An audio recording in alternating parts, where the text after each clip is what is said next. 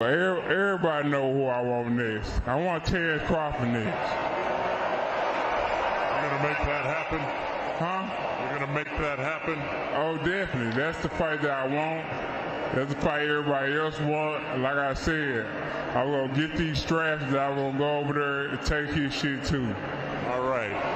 Errol, congratulations. Terrific fight this evening. Thank you, man. Now, strap season, y'all know what time it is, baby. Terrence, I'm coming for that motherfucking belt. All right.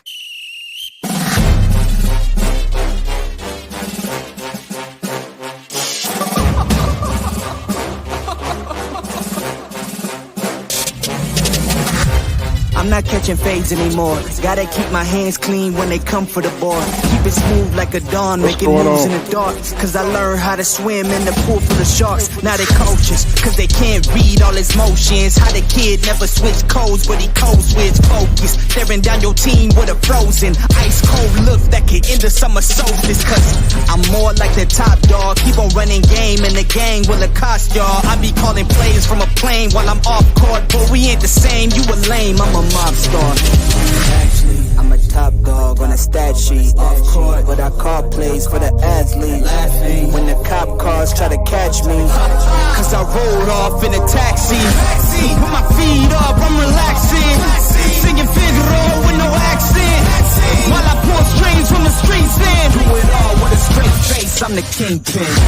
Top dog, top flow, boss mode. I'm the kingpin. Showstopper, top dog, God five. I'm the kingpin. They know I'm a dog and a beast, man. Yeah, I keep the peace with a peace, man.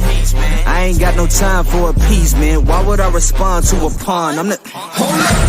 If I let my dogs off the leash, then you might want to get out of Dodge by the evening. Honestly, think it's not the blood and the beat. If they don't leave anything behind at the evening. I can see you soft, ever thought about retreating. If you never have, then they'll give you a reason. Better watch your tone, lose your bass when you speaking. Underneath the mask is the wrath of a beast. When you learn how to smile in their face, then go cutthroat. Then they wanna call you a con when the blood cold. I remember starving while y'all had a truckload. Now I'm with the mob with the call and the gusto. I'm a top dog on a stat sheet. Off court, but I call plays for the athlete. Laughing when the cop cars try to catch me. Cause I rolled off in a taxi. Put my feet up, I'm relaxing. Singing Figaro with no accent. While I pull strings from the streets in. Do it all with a straight face, I'm the kingpin. Top dog, top flow, boss mode.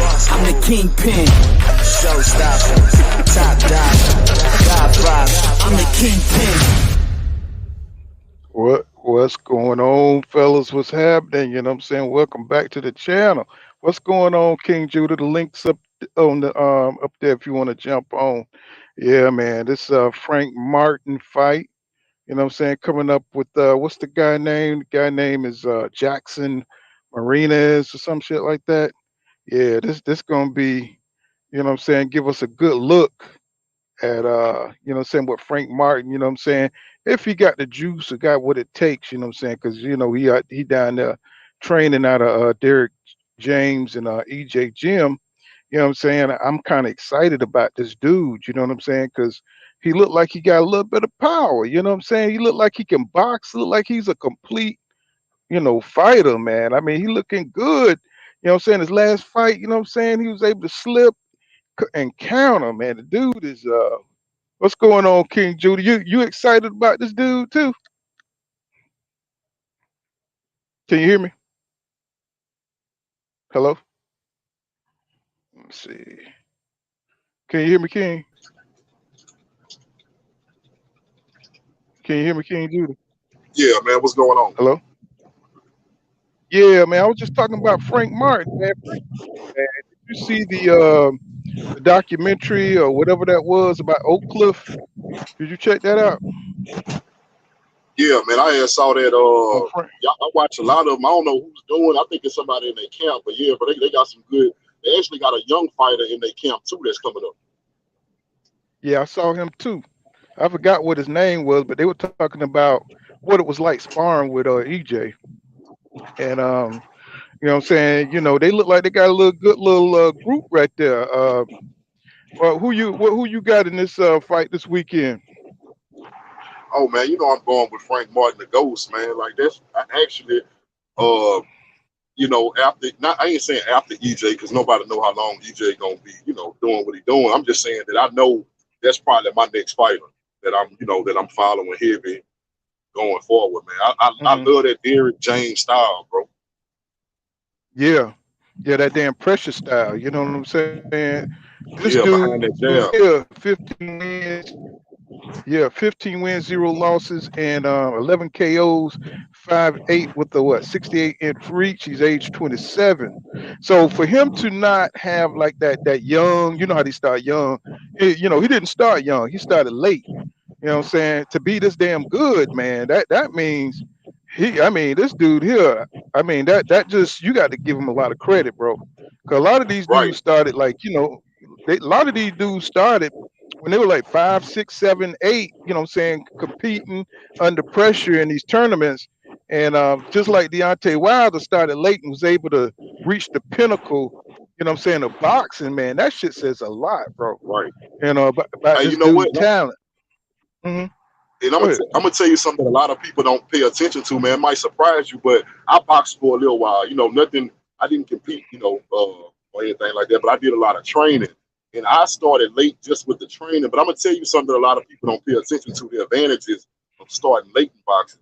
See, when you start later in boxing, you come in with a level of maturity that guys that were younger had to break themselves out of. So you come into it with a level of Hmm. maturity that other guys had to grow out of. And what I mean by that is, it's a little easier to take a guy who's 18 and teach him the importances of always, keeping your defense. Don't get baited into trades when you don't have to. An 18-year-old Hmm. can take that in and understand that better than a 13-year-old. You see what I'm saying? Yeah, yeah, Like somebody yeah, like a Bernard Hopkins who started in jail as a grown man. You see what his career did. yeah. Well, you got the discipline. You pick up discipline as you get older. You know what I'm Yeah, saying? Like, when you're young, you know what I'm saying, you be hitting them women fast. But when you get older, you hit your stride, you know what I'm saying? So you can last a little bit, you know what I'm saying? You know what I mean? But that's just the right, OG right, talk right there, you know what I'm saying? So you can get that discipline, you know what I'm saying? If because you take it more seriously, you got more experience, you get more settled in your life, your life is not as crazy.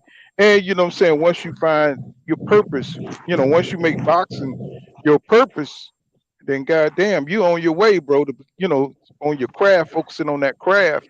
Shit, then you're on your way to becoming a damn hellified boxer, man. Once you start working on the mechanics and shit and everything, all your little tools, your jab, you start working on your footwork, and you know what I'm saying, you're putting that 10,000 hours in to get good. Shit, that's what it is. You know what I'm saying? That's what right. you need. You know what I'm saying, to get your ass straight. And I think looking at Frank Martin, man, this nigga, man, I mean, the way he was countering that dude, I think he knocked him out. I forgot what his last opponent name was, but he got rid of his ass. You Yeah, know what I'm I know what you're saying? talking about. And what's And crazy he, is a lot of people. Oh, you go ahead, bro. no, no, go ahead, go ahead. What you were saying? A lot of what now? I was saying that a lot of people, man, like with Frank Martin, like I saw that fight you talking about, and what people sleeping on, bro, is like you said, he got rid of him. Man, I saw Tank type of power in that punch.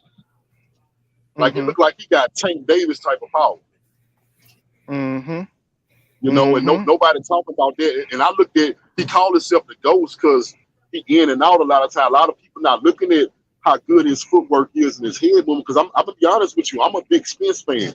But I got to be Mm-hmm. honest when I say his defense is a little tighter than Errol Spence.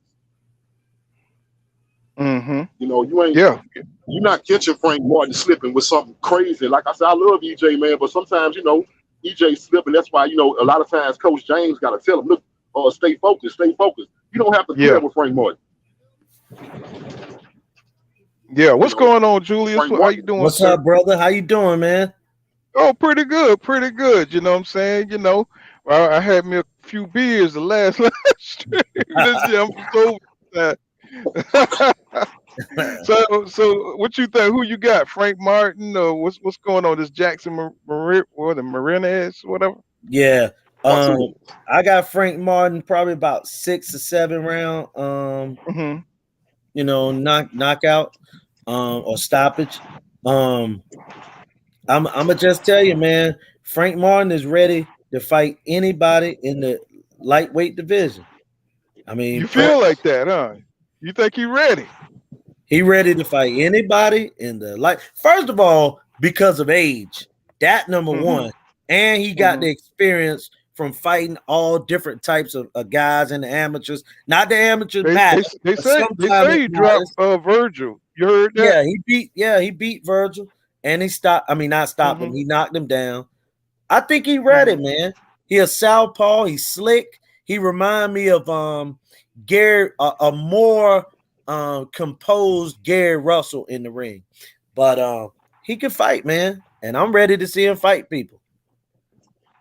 Yeah, me too, man. I mean, the dude, he seemed to have that ready pedigree, like already, and I think that's just coming from that Derrick James, coming from that Derrick James school, you know what I'm saying, and this being very disciplined, and coming at working hard, and working under Errol. He even said it himself. He said, working with EJ, he feeds off that shit. You know what I'm saying? And can you imagine having a 3-belt unified champion who's probably on his way to becoming undisputed? You know what I'm saying? To be a mentor for you. You know what I'm saying? You can't beat that. That's like Stevenson and Keyshawn Davis got Terrence Crawford, you know what I'm saying, to look up to, you know what I'm saying, and train with every day. So he's ahead of the game. So my only thing is he going to be able to get into that mix, because he is a danger and he don't have shit to offer. He gonna have to become a mandatory. I think they're gonna duck. Well, he gonna have to become a mandatory, and then I suspect in the next 6 months it's gonna be 4 lightweight titles up. Because I can't see Devin Haney defending 4 titles more than one time. I can't see it. Any chance. EJ said that what he see next for him, after he win this fight, EJ said he want to see him against somebody like Rolly or Pitbull. I guess what he's trying to do is line Frank Martin up in the eyes of the casual fans. Like, look, we're gonna let him fight names y'all know. You see what I'm saying? Because we might not be able to get Devin Haney right now, but we're gonna give y'all some names that y'all know. Now, when it comes to the top guys, somebody else posed this question: which fighter in 135 gonna give Frank Martin a chance first? And I said hands down Devin Haney, just because Devin Haney want all the smoke. He's not the type of person. If Frank Martin go at Devin Haney neck and say he want to fight, Devin Haney not the type of person that's gonna duck smoke. I just think Devin Haney gonna move up to 140 before he get a chance. You know what I'm saying? Yeah, so I think it'll be Tank Davis. Tank Davis, because I'm not trying to be disrespectful, but Tank, first Floyd Mayweather. Yeah, bro, a lot of people call me a hater, bro. I'm being real with y'all. What I see with my boxing knowledge, Floyd Mayweather is not comfortable with Tank Davis fighting anybody that's athletic and that can hang with Tank Davis on any level, any shape, form. He's not comfortable with them. Right. Well, Floyd Mayweather ain't involved no more. I don't know, bro. Because after he left, you end up resigning that. You never know. Yeah. What's going on, Charles? What's going on with you, bro? What's going on, man? Not much. Just chilling on the Friday. Hey, by the way, man, it's crazy though, but I just got certified today to be a timekeeper, to work on the gloves table, and to be a clerk for like amateur boxing. So, hey, congratulations! brother. Man, congratulations, bro. Congratulations, man. That's what's up, man. That's what's up. Yeah, for sure. What state? For sure. State of Michigan. Okay. Here is boxing. Oh, that's a hell of a shape. You know how to shoulder roll and all that shit. Yeah, I got a rich boxing. That's all we do here is box, man. If people don't box, they shoot. Yes, sir. Michigan, boy, ain't that shit Mayweather grounds up there, right? Yeah, Mayweather. Yeah, Mayweather from Grand Rapids. Yeah. James Tony too, right? Oh, no, James Tony too, right? Yeah. Yeah. Peter Quillen. Yeah. Peter Quillen. TZ Frank said he met Frank at the Walmart. He said he's a cool cat. You know what I'm saying? So, Yeah, you can be around Dallas and see the guys I hear they pop up everywhere. And he says Frank has better lateral movement, but the last fight DJ told him to stop moving so much. That's You know what I'm facts. saying? Right before he And Yeah, stopped, DJ. Derrick Yeah, James. Derrick James like you to exert as least amount of energy as Facts, possible. Frank. Facts, Frank. That yeah, guy you know, here, Antoine, is a problem. yeah, Oh yeah. Mickey Bay said it too. A lot of people think that you got to move all around the ring like Mayweather, and what I'm saying, be elusive as Mayweather to be considered a master boxer. But no, Mickey Right. Bay said it himself. You could be right in front of a dude. You still using technique, timing. You know what I'm saying? You still using foot placement. You know what I'm saying? You just using educated boxing skills. You know what I'm saying? To And keep which yourself. Mayweather was he talking about when he said was people be thinking about moving? Because that Floyd, the early Floyd that was beating Manfredi and Diego Corrales, I mean that right there should be the fight that guys look at to use footwork and lateral movement. The way that Floyd did Diego Corrales. And I'm gonna tell Oh you yeah. another fight that I think Tank Davis, because you were saying about how Floyd and them guys not don't want to put him in a ring with any athletic guy. Really, to me, with the height that Tank got, he should really take a page out of the Manny Pacquiao book and fight in and out style. You know what I'm saying? But Hmm. I actually think if our man can take the shots, and I'm talking about Frank the Ghost, if he could take the shots, he'll outbox Tank Davis. Oh yeah. Because Tank is a fighter that's gonna wait and wait. He'll punch, but he like taking his time, and you can outbox him. You can keep him at the end of a jab. That's why I say that Tank need to be a guy that's in and out, in and out. Take on the Manny Pacquiao approach, and he'll be able to beat a lot of guys, bigger guys too. Right. And you Hey, know I'm gonna what? say something that's gonna shock you too, bro. Like, not only do I think he can take the shots of Tank, I think that in the fight, Frank Martin gonna get his big shots out first. That's my prediction. I watched the way Yeah. both of them fight. That patient, You know. that Tank do when he walking around the ring and he waiting on one shot. Frank Martin gonna be done hit his ass 4 times with something hard while he waiting for a counter punch. Yeah. Yeah. And Tank, he's starting to fight a little bit like Terrence It's his Crawford trainer. without the reach. You know what I'm Right. It's saying? his trainer too, bro. I gotta keep it 1,000. I like I like Kenny and them guys, but man, listen, when you get up to the world class level, you can bring guys along. Jermaine Taylor brought his man Ozell with him.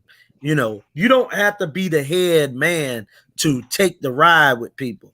Those guys need to step aside and allow Tank to get the best training that he can get. But ego is involved because guys are like, well, man, I done led Tank since he was a little baby. I fed him, I gave him water, I did this, I did that. But man, look, man, that's the difference in the reason why Errol Spence fight the way he do, Charlo can fight the way he do. I'm talking about both Charlos. Those guys got professional trainers. And Tank, he got an okay trainer. He got a real good amateur trainer. But in the pro ranks, I mean, it's just like, guys can win in college but can't win in the NBA. So let me see what's going on, Gene Gomez. How you doing? He says it said TZ Frank says Devin better stay away from Gary Antoine Russell at 140 in my opinion. And Tank resigned with TMT. And you know what I'm saying, Tank, he gonna have to venture out, man, and take some risks because that's the only way he's gonna get better. You know what I'm saying? He's a great talent, and right now he's still fucking with step up fights. You know what I'm saying? And that's what I'm saying. They moving him like Terrence Crawford moved during his career. You know what I'm saying? He's a great talent. What's going on, PGH Big Dog? What's happening, my brother? And what you call him? AJ 64. What's happening? Yeah, you know what I'm saying? So everybody want him to match up with these big fights.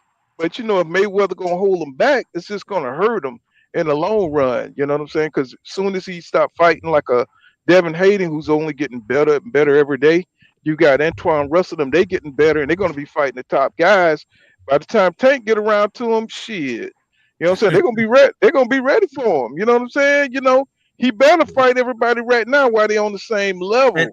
And hey, I'm gonna add something on to your pool. This is the problem that I got with the way boxing is going today.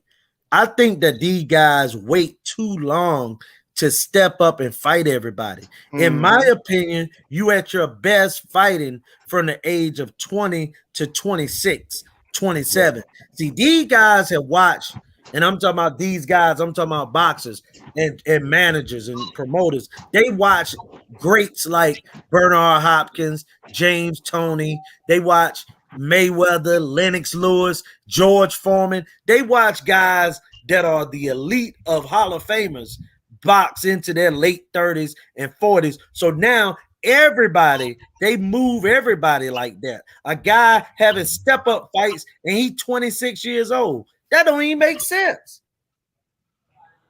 Yeah. What's going on, Bruce? If I ain't mistaken, Mayweather and Corrales fought each other at 21, 22 years old. Leonard and Hearns' first fight, they was like 22 and 23. Man, come on. Let's get these fights early, man. Let's stop with all this. Wait till a guy get 29 or 32 and 34. Nah, man. These guys need to step on the gas and fight now. Well, go ahead, Charles. Go ahead, bro. Oh no, I was saying that's what I feel about Frank Martin. I think he got the skills already. Like, why wait? You know what I mean? Go ahead and put him in there with the rest of the guys at 135. Right. Because the skills are already there. And he only gonna get better by the competition he fights. I think he'll eat Rolly Ramiro ass up, even though Rolly Ramiro is talking about having a second fight by the end of the year with Tank. And look like it's like they're gonna put exhibition fights, put them in, you know what I'm saying? Put them in these damn exhibition fights, and it's not moving the needle on us. Yeah, he sell out arenas and everything because he's a star, but he's not. He's more like moving in the direction of Jake Paul or some shit. You know what I'm saying? Not the boxing direction, because Tank is too good. He got power, he got speed, he got explosiveness. So that's all the shit we like to see. You know what I'm saying? And facts, Gomez. So what? I was Gene Gomez was said something about Trinidad being champ. He was actually champ at 20. Fernando Vargas was champ at 20. You know what I'm saying? 20 years old. You don't have to wait all year or wait forever to fight, because actually when you 20, 21, 22, you are at your athletic peak. You know what I'm saying? A guy 31, 32, I don't care how preserved the guy is, a young warrior will beat that old guy if he can match him mentally. You know what I'm saying? Because the body gonna go more at 23 than it will at 33. So I just want to see Tank get in the mix with everybody else. You know what I'm saying? That because he's gonna start looking like Ryan Garcia. You know what I'm saying? After a while, because if you keep fighting those no-name dudes, you know what I'm saying, the Frank Martins of the world are gonna come in and start knocking out the real dudes. You know what I'm saying? He's gonna be the real smoke. And Keyshawn Davis coming up. You got Shakur coming up in the rear. So you got some real killers in the lightweight division that's going to be coming up. And if he want to stay relevant, you know what I'm saying? Even though he got the star power, he got the charisma with his fight style and knocking out niggas, but he's going to have to do it against some real competition. How old is he? 28, right? He's 27. He could be 28 now, but I thought it was 27. Thanks, man. But yeah, you know what I'm saying? Oh yeah, you talk about that's that era right there. You talking about Wilfred Benitez. You know what I'm saying? The greatest, probably the greatest Puerto Rican fighter. Definitely young. Oh yeah, that motherfucker could slip some punches, couldn't he? You know what I'm saying? But for sure, man. I think Martin, you know what I'm saying, he's getting off to a great start. I like seeing EJ put on his promoter hat. Did y'all see how he, was able to put Frank Martin before himself, even though everybody, all over, EJ Nutsack right now. You know what I'm saying? Right. He was able to say, hey man, fuck my fight. This is my fighter. You know what I'm saying? This is what Right. we talking about. We talking Right. about Frank Martin. He he's Right. not like Mayweather. You know what I'm saying? Talking Mm. about his shit, talking about, anything he's done. He's like, hey man, this is Martin. This is what we talking about. I really respected that. You know what I'm saying? And he just played the Mm-hmm. back. You know what I'm saying? Hey, Frank Martin. He told him why he think Frank Martin was going to beat this dude. And what you say, King? He says, I'm on this road, hit a dead. Okay, come on, jump back on when you get time, bro. When you get ready. Be But safe too out there, King Judah. yeah, I'm out here too, bro. But I just looking at him mature as a fighter, getting away from the drinking, getting out of that environment. Now he's a damn promoter promoting his fighters. You see a transition, you know what I'm saying, with this dude. And I'm like, man, and he's got to prepare for one of the toughest fights in his life with Terrence Crawford. You know what I'm saying? I mean, we think it's gonna be the toughest fight of his life. You know what I'm saying? We don't really, know how it's all gonna, play out, but he's just cool about it. You know what I'm saying? He got all this shit going on, promoting Frank Martin. And I was listening to the Derrick James. He was talking about how tough Ugas was. He did a few interviews. You know what I'm saying? He's down there, supporting Frank Martin. You know what I'm saying? He could, because he could do like a Eddie Reynoso. You know what I'm saying? Just concentrate on Canelo. You know what I'm saying? Or what I'm saying, put all his energy into Canelo. But no, Derrick James, he got Jamel Charlo. You know what I'm saying? He got this dude. I think even you said they got another young fighter in the gym somewhere. And he's just, I love the way he just splits his time up, and he teaches these guys, man. He's really a natural born teacher. You know what I'm saying? And I'm like, wow. I'm just like looking at him. I said, man, Texas is taking over this shit. They down in San Antonio right now. You know what I'm saying? And shit, hey, when I Hey tell man, you, hey bro, mm, shout out the Curry brothers, Ronnie Shields. You know what I'm mm-hmm, saying? Johnny Bumpus. I mean, Texas has always had, Big George Foreman. They've always mm-hmm, had some great fighters. But the crazy thing about Texas and the South in general is that it's real easy to overlook the South because a lot of times they don't have a lot of yep, loud people. So people act like the greatest fighters came from New York or what have you. But outside of mm-hmm. Michigan, Texas might be one of the, you know what I'm saying, top 3, top 5 of all time fighters. Yeah, wasn't your boy hardest hitting motherfucker? What was his name? From Texas, the dude who hit the hardest, and besides Wild, I'll think of his name. Shit, Oh, I you can't ain't think talking of. about Ernie Shavers, are you?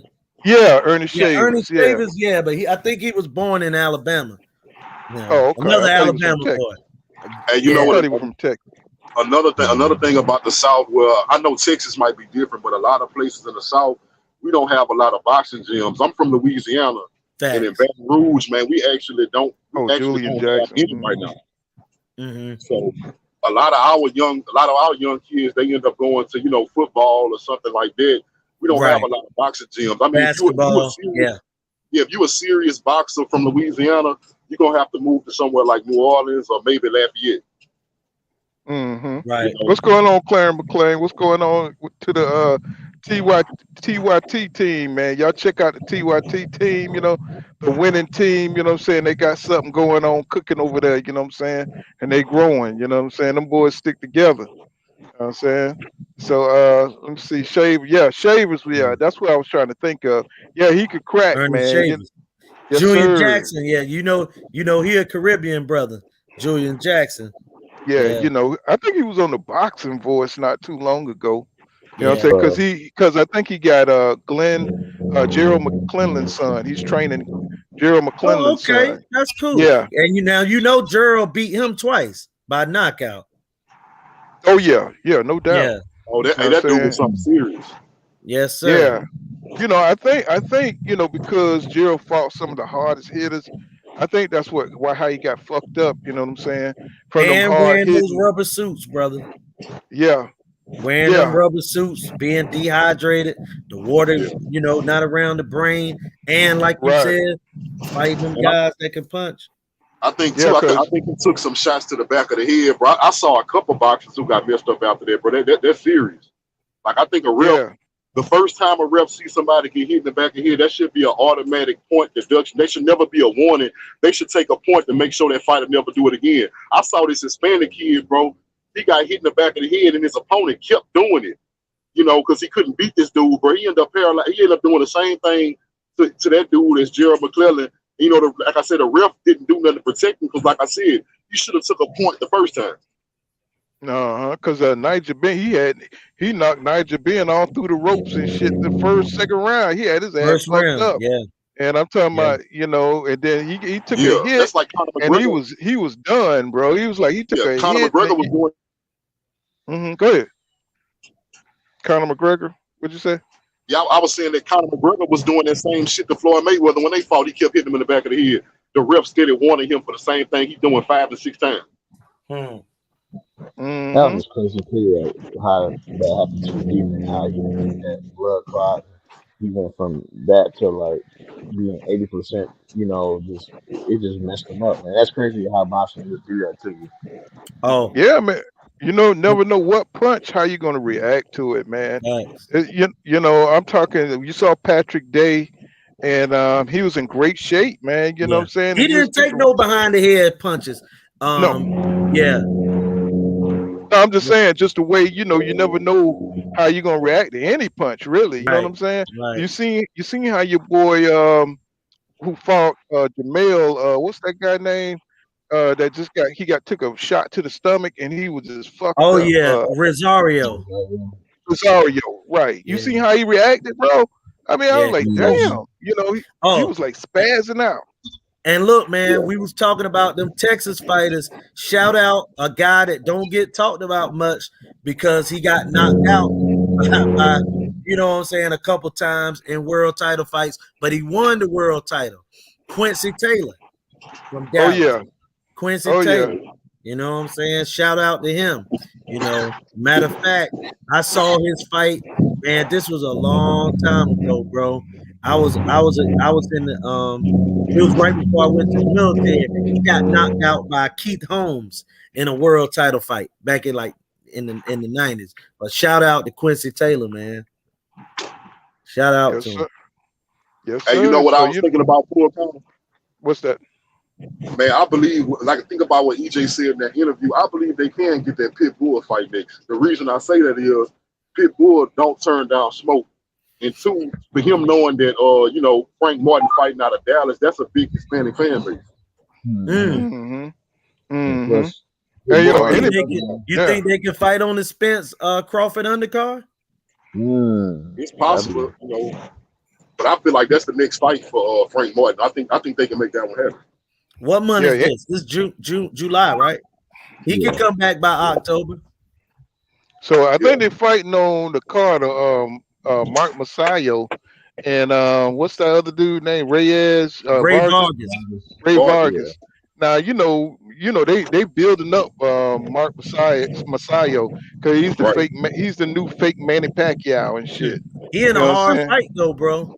Ray Vargas can box, and he's but I've watched him though, man. You know what I'm saying? You get on the inside, that motherfucker get clipped. You know what I'm saying? I think Mark with his power, with his abilities, he'll be able to take care of Reyes. You Vargas, think so? You know who Ray Vargas remind me of Victor Postal. They fight a lot alike. Even though I know Victor Postal is a Russian and he a 154-pounder, him and Ray Vargas fight a lot alike. That's a dangerous fight for Masayo because Ray Vargas is the type of guy that can stink the joint out and just box from the outside, and it's gonna be hard to punch him at 6 foot. Even though Masayo is strong, you know what I'm saying? That dude can keep him on the end of that jab. Yeah, but you get on the inside, them motherfuckers are done. You know what I'm saying? You get past that jab, boy, that nigga don't know what to do, boy. You know what I'm saying? You get past post jab, that motherfucker be looking crazy as hell, boy. You know what I'm saying? Yeah. What's going on? Appreciate that, Don. Don Stefanski. What's going on? Welcome back to the channel. 99 cent super sticker. Appreciate that, Queen. And T20 says hard worker, and he said Jared wasn't the best though. And AJ 64 says that boy looked like he was having a seizure. Yeah. And he Yeah. says Derrick James scared. That's what what's the name? You know, Derrick James, man. Let me tell you something. You know, I was like listening to Frank Martin in the interview. He was saying how he said, you know, it looked like it's basic what they working on the bag, but he said it's a lot of technical shit that goes on with, you know, the punch placement and everything like that. And I was like, wow, you know what I'm saying? I was like, man, I bet it's so interesting to go in there and see what, you know, technical stuff they're working on. And I'm pretty sure, you know what I'm saying, punch placement and foot positioning, you know what I'm saying, because Errol Spence Jr. is always in position to punch. You know what I'm saying? That's a hard thing to do because he stays right in front of you in punching range, and to be able to slip in and out of range. And a good fight to watch is that Chris Van Heerden fight. He did it perfectly. That was the perfect, you know, way EJ was working on his technique to stay right in front of you and to be able to slip your punch and to get his punch in. So, you know, I think that's what it is.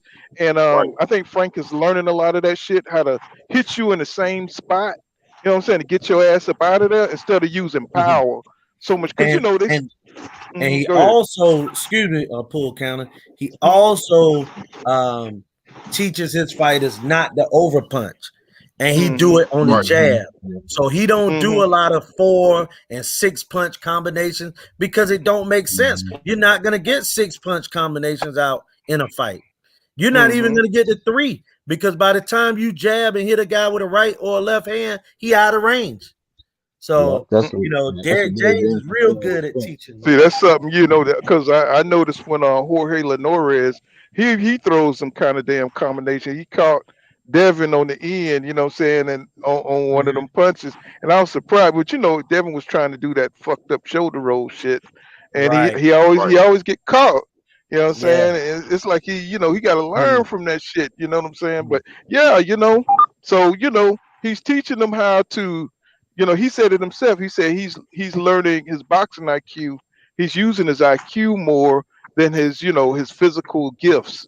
You know what I'm saying? So Derrick is teaching motherfuckers you know, how to use technique over your natural abilities. So you don't have to depend on your natural abilities once the motherfuckers start to deteriorate. You know what I'm saying? You get them because you get a motherfucker getting up quicker than you and stronger than you.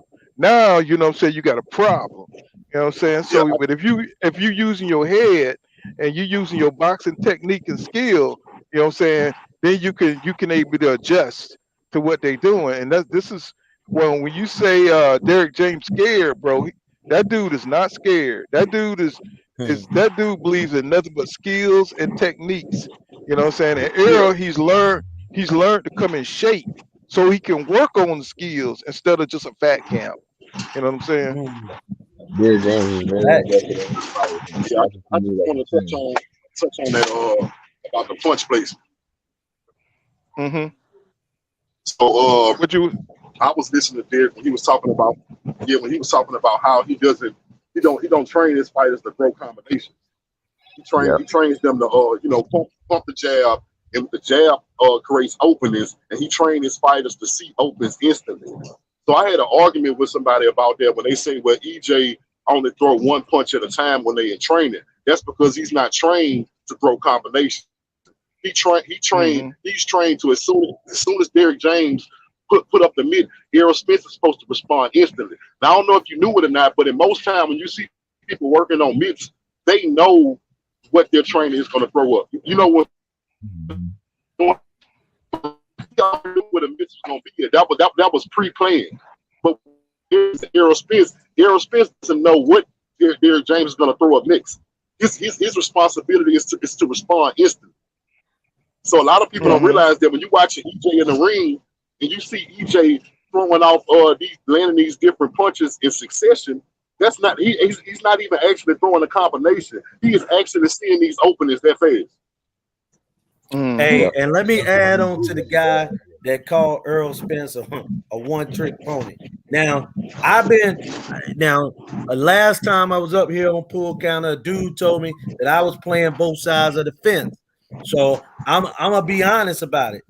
If a guy's a one-trick pony, but the trick that he do has led him to greener pastures, then more people need to be one-trick ponies. Because if you do nothing well, you still might not be able to beat nobody. You ain't gonna beat nobody. So if you do something great, why not stick to it? Tim Duncan was a fundamental basketball player that did nothing special. Yet he won 4 world championships and in the Hall of Fame.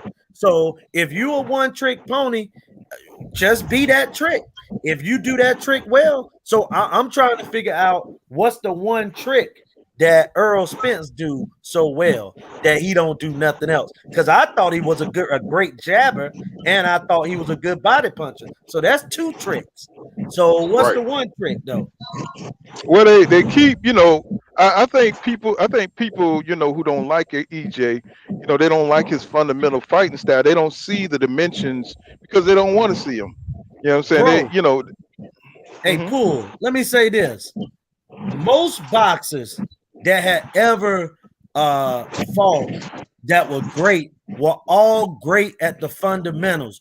Everybody wasn't as great athletically like Roy Jones was. Like if you watch what and see, people think that James, Tony, and Mayweather them had so many different shades to them because they were doing the shoulder roll. But all the shoulder roll is pivoting and parrying punches and catching punches with your gloves. No different than what Larry Holmes used to do. He used to jab, and when you come with your right hand, he move his right hand and catch your punch and shoot off of the punch. Man, look, I get it, man. Boxing is a hard sport to know. It's hard. If you ain't never been in the gym, you ain't gonna know the sport. And it ain't nothing wrong with it, man. It ain't nothing wrong with it. That's all I say. So that's my response, Pool. When I see people, talking like that, I already know, man. You know what I'm saying? That 9 times out of 10, boxing is a hard sport to know. So sometimes, like the brother was talking, when he said that the way that Earl and them practice in the gym, it's hard to know what you're looking at in boxing, man. It really is. Man. Yeah, I see some of the guys that really know their shit, what I'm saying? They be saying, Earl is one-dimensional. It's like, bro, I mean, you could just look at his fights and tell that he got multi different levels and different styles and different variations. You know what I'm saying? Right. You may not like his delivery. You know what I'm saying? You may not think it's nothing special to his delivery, but you don't understand what he's trying to accomplish. You know what I'm saying? So Devon Wallace said you need a technician like Spence to break down the sniper Bud Crawford. It takes strategy, discipline to break down a Bud Crawford, and I agree with that. What's going on, Ricardo Johnson? Says yeah, go ahead. I said, well, watch how Spence hit the heavy bag, one punch at a time, precision. Yep. And T. Frank says, he said, if a one-trick pony, he said, if he a one-trick pony, he should be easy to beat. Then what's going on? What's going on, Bo? He says, how can you call Errol one-trick pony? I do not understand what people are looking at when they say that. Well, the one-trick pony is a guy. I like the dude. He be saying that on Twitter, and you know what I'm saying. I just don't even answer him no more. But I like the dude. But let me say something, man. Again, when people say the one-trick pony, what is the trick? Because he got a great jab. And everybody jabs. Jabbing is a fundamental punch. So you can't be a one-trick pony if you jab and you go to the body well. And like I say, that's 2 tricks. So what is the one trick? Which trick you gonna take away? You know what I'm saying? Because he do both well. And not just well, he do both. He one of the top 2 or 3 body punches in boxing, and he one of the top 2 or 3 jabbers. So what's the trick? That's 2. Y'all know who a one-trick pony. Y'all know who was a one-trick pony? Roy Jones Jr. Because his trick was that I'm faster than you, I'm more athletic than you, and I'm gonna beat you to the punch the whole fight. And as soon as that trick was gone, so was his career. Right. But listen though, you are absolutely right. But look at what that one trick did for him though. He beat Hall of Famers. He made Hall of Famers look like they were just average fighters with one trick. So that's why when people say a one-trick pony, I always say, man, look, if your one trick is Superman with your one trick, why try to gain 2? Make it simple. That's like when you're playing the video games and you get that one character and you just keep punching you in the face with the hammer and it take all your energy and you win. Hey, you just keep on pressing that goddamn button, you know what I'm saying? Because he beat everybody's ass, you know what I'm saying? You may not have all the combination skills and shit of different characters on the video game, but if you got that one character that could just tear your ass up and take all your energy, you're gonna keep hitting that mug. But my time to shine, thank you in that super chat. You know what I'm saying? She says, better for EJ to be consistent than flashy. That's what's up. Right. You know Hey, that's the whole saying. Hey, but let me say this, B.O. I don't think that the good brother is talking down on Roy Jones. I think what he's saying is that Roy Jones was the epitome of one trick, that he was athletic. But I will say this though, not only did he have athleticism, he had true power. Roy Jones at 160 and 168 might have been one of the greatest middleweight and super middleweights that ever lived. But you know what? When people talk about Roy Jones, they never add that this guy might have been the greatest super middleweight and middleweight that ever lived. They just say he was great and he did this and he did that. But no, the guy was one of the greatest 3 divisions: middleweight, super middleweight, light heavyweight. You can't have a top 5 in any of them weight classes and not have Roy Jones in it. Now, let me explain myself. All right, Roy Jones was one of my favorite fighters in my lifetime. I'm only 33, so in my lifetime, my favorite fighters was Muhammad Ali, Roy Jones Jr., Floyd Mayweather, and now Errol Spence. So no, I'm not talking down on Roy. He was my favorite fighter at one point. But I will tell you this: what he said, I don't agree with. Yeah, what he said, I don't agree with, and I'm the type of person that's gonna call you out on it because I don't agree with you going after Errol Spence and you saying I think Roy Jones picked against Errol Spence in every fight he ever had. So basically, what you're telling me is when you was picking against Errol Spence, you were saying that somebody like Errol Spence, who was undefeated, who was making a push to take over the welterweight division, you was picking people like Bundu to beat Errol Spence. Politics, brother. I think it's boxing politics. Yeah, look, let me finish, brother. Let me finish. So that's something I didn't agree with. Then I turned around and I heard you said that how you said you tried to downplay the fact that Errol Spence wanted undisputed, right? He tried to downplay that at one point, but in the same breath, you told the whole world that you could have been undisputed, but you didn't want to go overseas to get the belt because you felt that you were going to be robbed in somebody else's backyard. When I watched Errol Spence go overseas and kill Brook backyard to take his first crap. So that in itself right there, how you going to talk down on the man who did something that you admitted that you were scared to do? You talking about a Darius Michalczewski fight? Yeah, I'm not going to lie. I was kind of young back then, so I don't know who it was. Yeah, it was a German guy named Darius Michalczewski. Yeah, he wanted Roy to come over to Germany and shit to fight, and Roy wouldn't go over there. You know what I'm saying? Because Roy thought he was going to lose, to the politics and shit. So he wanted the boy to come over here to America to fight, and they could never get it going. You know what I'm saying? So because of what happened in the Olympics. Yeah, but shit, Errol Spence got screwed in the Olympics too. I watched I think Pool Counter. I think that was your video. It was on where they showed when the referee lifted Errol Spence's hands in that Olympic fight because he knew for sure that Errol Spence had won. And he heard the people say that his opponent won. That's how bad Errol Spence beat the dude up, and he got robbed in the Olympics. No, they changed the decision.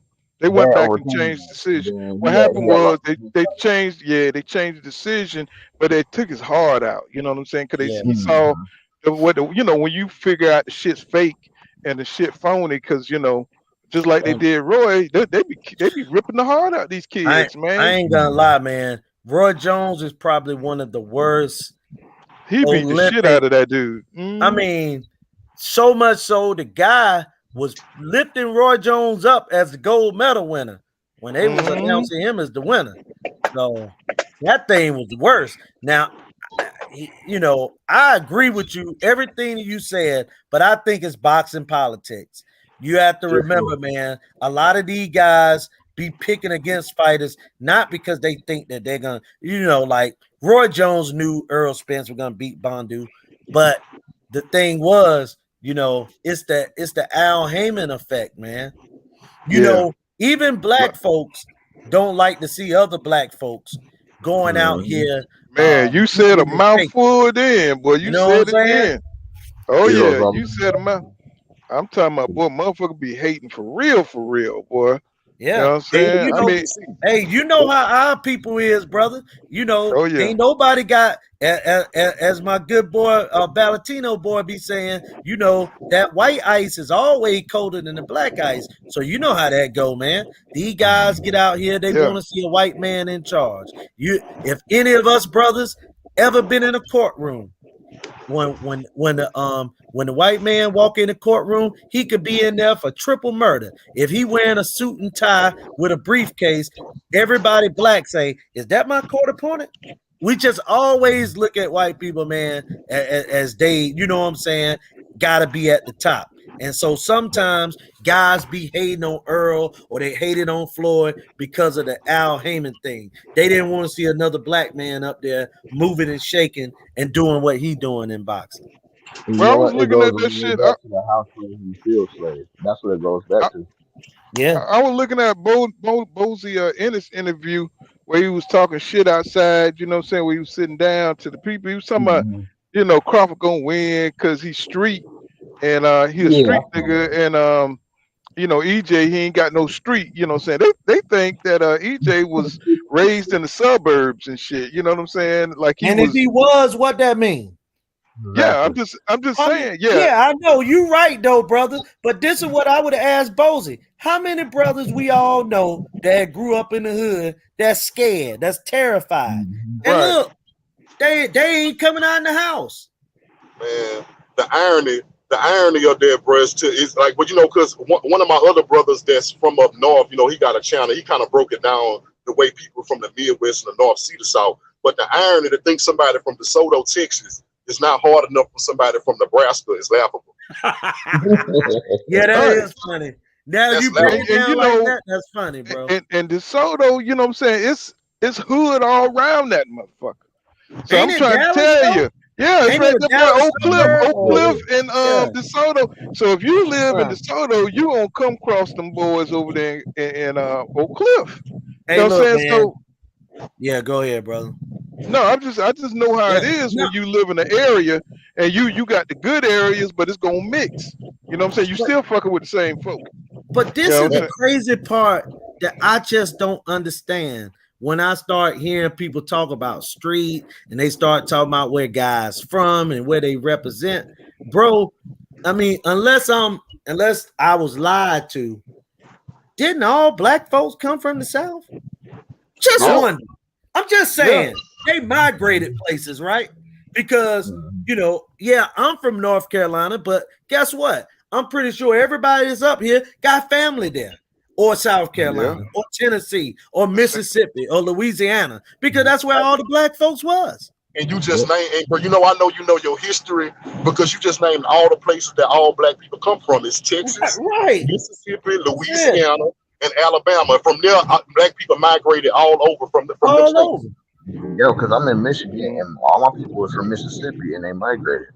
Right, because they were getting them jobs up in Detroit at the, you know what I'm saying, with the cars and stuff. You know what I mean? Black bottom, yep. Mm-hmm.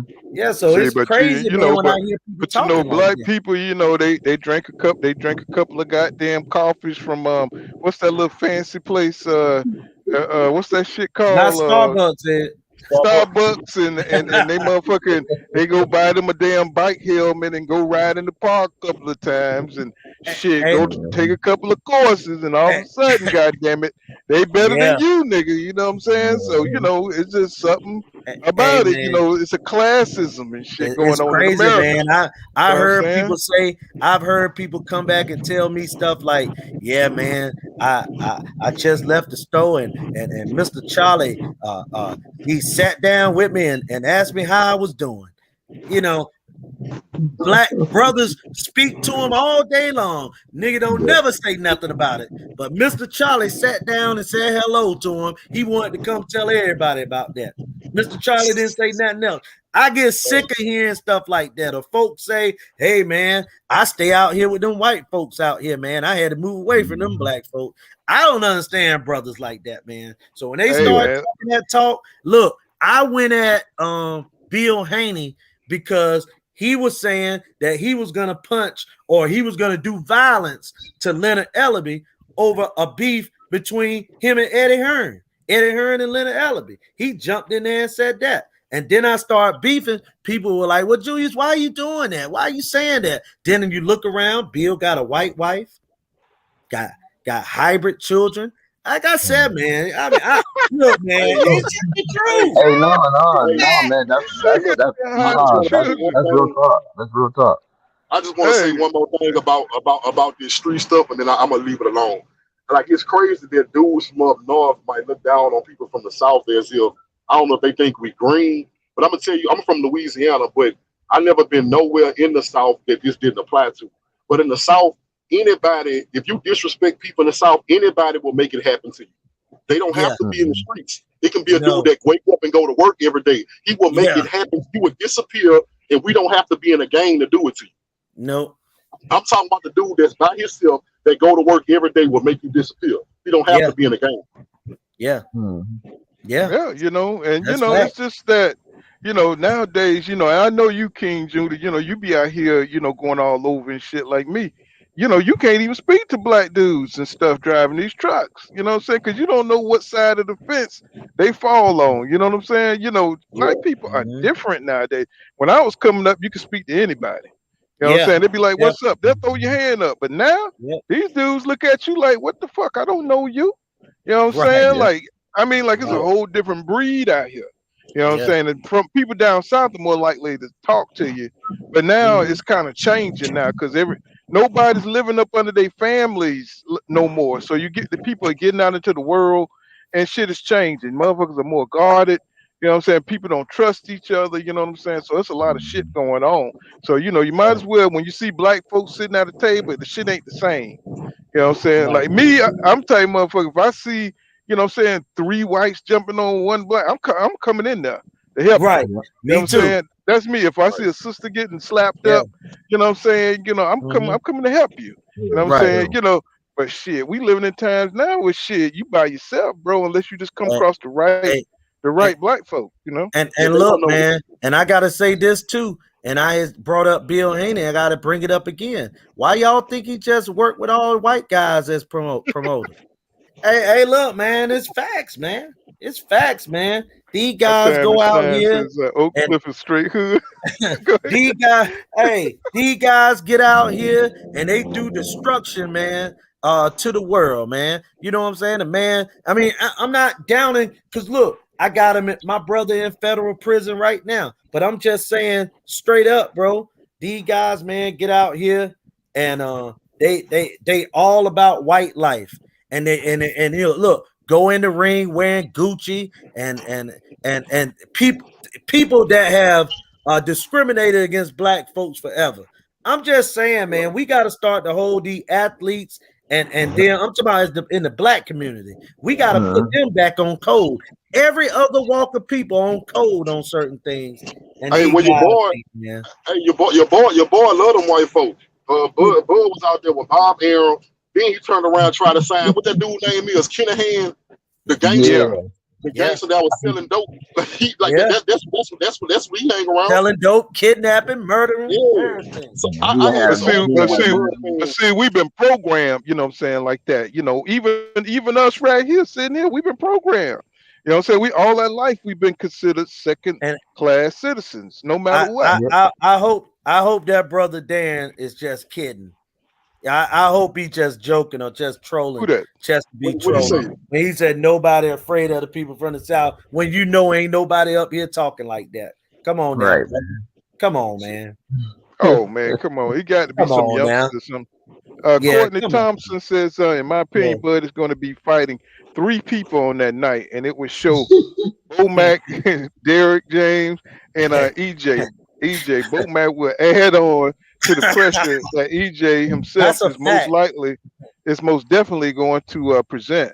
And what's going on, Ricardo Johnson? He says Spence is mentally stronger than Roy. Roy Jones is a weak spokesman, and a lot of people they don't like that goddamn Roy Jones Jr. smoke. He used to talk shit. Roy Jones was a bad man, and he won't weaken that ring. Now I don't know about outside that ring now. So if you talk about outside the ring, I feel you, but inside that ring, he didn't have no fear now.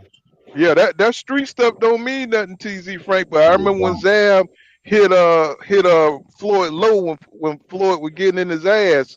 And had finally, stopped breaking his ass down. Zab hit his ass right in the damn balls, you know what I'm saying, and messed up the damn fight. You know what I'm saying? Yeah. And you got a lot of fighters like that. They ain't gonna let you just tee off on them and shit. Guess what, Paul Counter? Guess what, Paul Counter? From what I understand, Adrian Brown was from the street, and we seen what Mike Donald did to him. Yeah, them always, you see, some people don't give a fuck about your street meanness. You know what I'm saying? It's ain't got nothing to do in the ring. Lennox Lewis played chess, didn't he? Played chess and drunk tea. And I ain't talking about sweet tea from McDonald's. He just drunk tea, British tea. It didn't stop him from lead them. Rockman from Baltimore. Y'all better lead them skinny niggas that like white women, you know what I'm saying? They ain't soft. Some of them ain't soft now. You know what I'm saying? Darian Sutton said Roy retired. Bud is going to dominate Errol in the middle of the ring. Turn around, going to knock him out with a check hook. Mark my words. Okay. Let me see. I done got behind on the damn comment. Let's see. He said, good stuff tonight. Okay, I appreciate that. What's going on? Who's real? You know what I'm saying? Y'all could jump up here if you want to. I just dropped the link for whoever. What's up, No Cap? You know? I'm saying? But No Cap be having that real attitude, goddammit. And he says, Cap don't give a fuck. He's like, whatever. He's a Madonna from the streets too. Yeah. You know, see the streets in them countries like Argentina, that's like third world streets, nigga. That's like, I'm talking about they eating mud pies and shit like that. Nigga that ate gnawed on some woods and shit for about a week. You know what I'm saying? That nigga that ate termites, that nigga that tried it out. You know what I'm saying? Ate a couple of roaches and shit. That nigga like don't give a fuck. You know what I'm saying? So when that nigga finally gets somewhere, it's ready to tear your ass up. He ready to, just like a damn rat, he would tear right through your ass and have no problems. You know what I'm saying? Won't think twice about that shit. My question is this here, man. If everybody, all the niggas that pick Bud and all his fans, if everybody's so confident that Bud can beat EJ, under any circumstances, why not one single person ever stated that Bud can beat Errol Spence in the decision? So basically, that means that you only giving him a bunch of chance. Because you saying that if he don't knock Errol Spence out, you don't see him winning a decision. Because if you ask me or any other Errol Spence fan, how can Errol Spence beat Terrence Crawford? We would tell you he can stop him, he can beat him by decision, or the ref stop him. We see 3 different ways that Errol Spence can beat Terrence Crawford. Y'all only see one way that Terrence Crawford can beat Errol Spence. Hey guys, I gotta run, man. I gotta go pick my child up, man. It was good. All right, my brother. Man. Hey, always welcome, man. My time to shine. Said nobody afraid of up top either. All right, man. I'll let y'all. All right, bro. All right, Jimmy. All right. Gerald Cross, what's going on, bro? He says that nigga crazy. He says, Hey, can you my answer chat that say for facts. What's going on, Courtney? Go ahead. I'm sorry. Go ahead, bro. What you saying? Can you answer that for me though? If everybody's so convinced that Terrence Crawford wins 100%, why can they only see him winning in one way when there's 3 different ways you can win a fight? Because they only seen Terrence last fights where he got the knockouts. They never watched his career. You know what I'm saying? They can't really talk about him because they never watched his fights. All these Terrence Crawford fans, they didn't exist before his name got attached to EJ. And that's the Pacquiao. The same thing they did with Mayweather with Pacquiao. Pacquiao, he was doing his little pay-per-views from Morales and shit. But then when Floyd became the guy, they attached his name to Floyd, and he started doing 400K, 500K, 800K. You know what I'm saying? Because Bob Arum tried to do that again and attach Crawford name to Spence because that's the only way he don't know how to promote. You know what I'm saying? He don't know how to build up a promoter fighter. He too old. You know what I'm saying? It's a new era. He don't know the business of boxing to change. He going off. He's surviving off his old reputation. So, well, you know, those old timers, you know, all they believe in is race. You know what I'm saying? Like, you know, if it ain't a Mexican versus a black, you know, even Floyd kind of suffered from that because that's how he built his career. You know what I'm saying? You know, being the Mexican assassin. You know what I'm saying? Right. So even because he tried to match Tank up with Hispanic bouts. You know what I'm saying? And to a certain degree, that does work. You know what I'm saying? But there's other dynamics that you could put in there. You know what I'm saying? You can put the best versus the best. But see, you know what I'm saying? They want to put him in. Floyd got that kind of Bob, what you call him, Bob Arum thinking.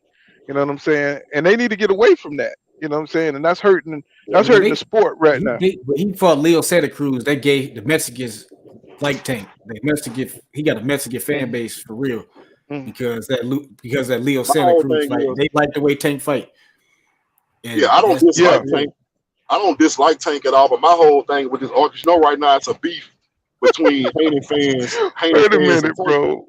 This nigga say this nigga say here. Wait a minute. Tell me something. Bro Mac gonna start the fight by throwing a cheeseburger in the bro. That's cap right, that's cap right there because Boback ain't throwing no cheeseburgers. He ain't throwing no cheeseburgers, not the bro, no, he gonna try to hit Earl in the back of the head with that cheeseburger. That was gonna happen. He might throw the wrapper at the ring. He might throw the empty wrapper. Nah, what I was saying though, boy, these people crazy. What I was saying though, they got a beef between, you know, Haney fans and Tank fans right now. And my thing is this here, man, I don't have nothing against Tank, but my whole thing is I hate when people say stuff like, well, Tank is the best fighter at 135. Don't give me that if you see Floyd steady putting him in fights that he know he can win. Don't give me that. When I'm looking at Devin Haney and Bill Haney trying to fight the very best fighters they can get every time they set up a fight. Don't tell me that Tank is the best fighter at 135. And you know what? He's not the best. He's the biggest attraction. He the king of the mountain. What's going on, JV? They promoted him to that spot. They built his fan base to that. They built him to that point. So the Haney fans want Devin to fight Tank so he can beat Tank and take that spot. Because Tank, he has to beat Tank to get that shine, to get that recognition, to get I'm a boxing superstar. Yeah, I feel what you're saying, brother. But, you know, they got two different type of fans in this world. I'm a different type of fan. I understand exactly what you're saying. He's the cash cow. He got the bigger name.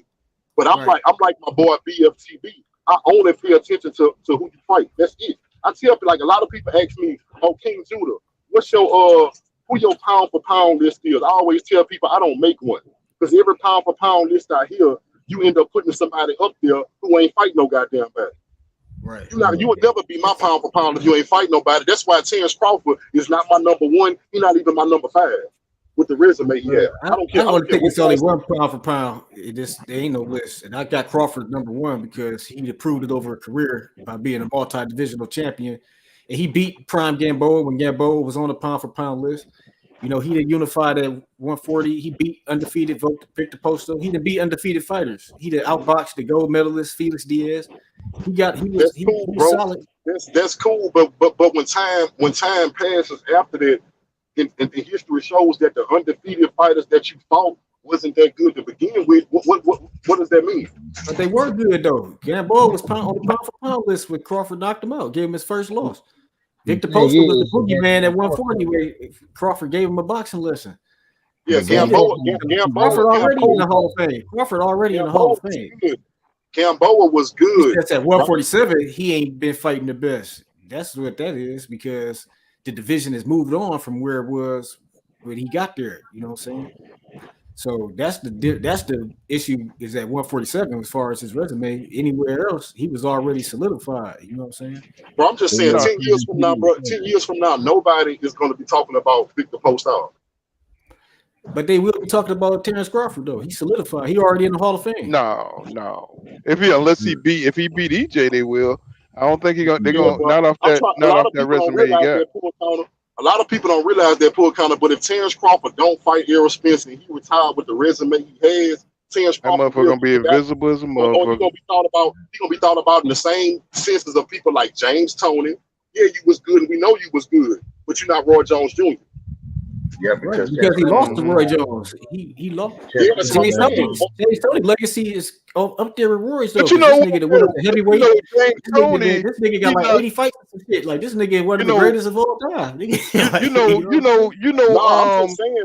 saying, they got levels. They got levels in the boxing community. Let me get off that. James Toney, he knocked out Michael Nunn, so he got his own, you know what I'm saying, accolades. You know what I'm saying. See, when you fight, that's what I'm talking about, Cap.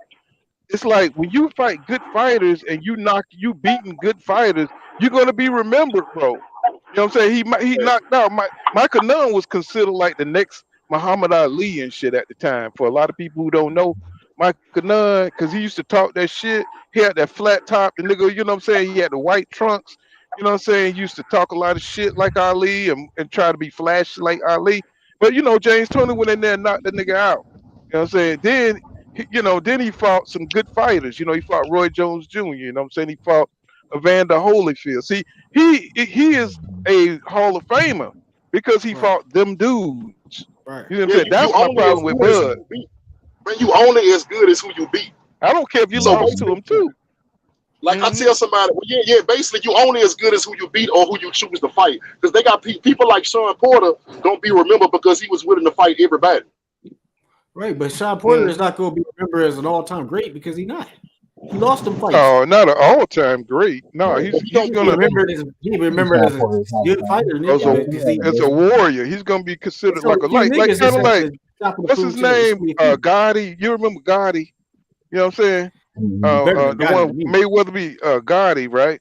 Gotti got his ass whipped, bro. He got scrubbed, but he's going to go into the Hall of Fame. Because he had that fight with Mickey Ward and shit. All I'm saying is, if you in a division full of C+ and B fighters, and you dominate them, that don't make you a great fighter. That make you the king of the fucking bums. But they're not bums though. He beat solid fighters at 140. You know what I'm saying? Gamboa is not a bum, especially with Crawford. Devin Haney and Tank old media. Listen, let me say this. That's just like old media convincing every casual fan that Monster Anui is up there with Terrence Crawford and Errol Spence, or Lomachenko is the pound for pound greatest fighter in the world. That's bullshit. You ain't fighting nobody. It's easy to point a finger and say, "Oh, you beat this guy that we barely know," but hey, he was undefeated, so now you're the greatest. Fuck no. They don't got no clout in boxing anyway. But real boxing. That's why Terrence Crawford already solidified. That's why all the legends picking him because they know Crawford, they respect Crawford, they know what he can do. All I'm saying is Terrence Crawford is that nigga. You know what I'm saying? Spence got to beat Crawford to solidify himself. Spence got to beat Crawford to solidify himself in the Hall of Fame. Spence already solidified. No, he not. No, he don't. Yes, Spence he don't got to fight. Spence ain't got to fight. Name a Hall of Famer he beat. Name a Hall of Famer. He ain't beat a Hall of Fame fighter yet. He beat Sean Porter. He beat Kell Brook. He beat Danny Garcia. He beat Lamar Prince. And then not only that, hold on, y'all. Spence still got 135. Nigga still has career ahead of him. Errol Spence's career not over. Right, but this is the end of Bud's career. But he can stop right now. He's still going to Hall of Fame. Bud, he guaranteed he's still to be going on. He's a 3-time unified. Right, but if he beat Bud next, he guaranteed he in the Hall of Fame right now. But how you guarantee? It don't matter if he beat. Hey, what fighter did Terrence Crawford beat? They got a better resume than Mikey Garcia. Yeah, but you got a dude on here that won't let nobody else talk. He gonna interrupt you anytime you talk. So I mean, we gonna all be talking because he ain't just finna over talk everybody. Let's try to. He don't got no respect for the conversation. If he don't got no respect for the conversation, what you mean? Mikey Garcia beat Adrian Brunner. He beat Adrian Brunner. He beat down on Hall of Fame because he beat Brunner first.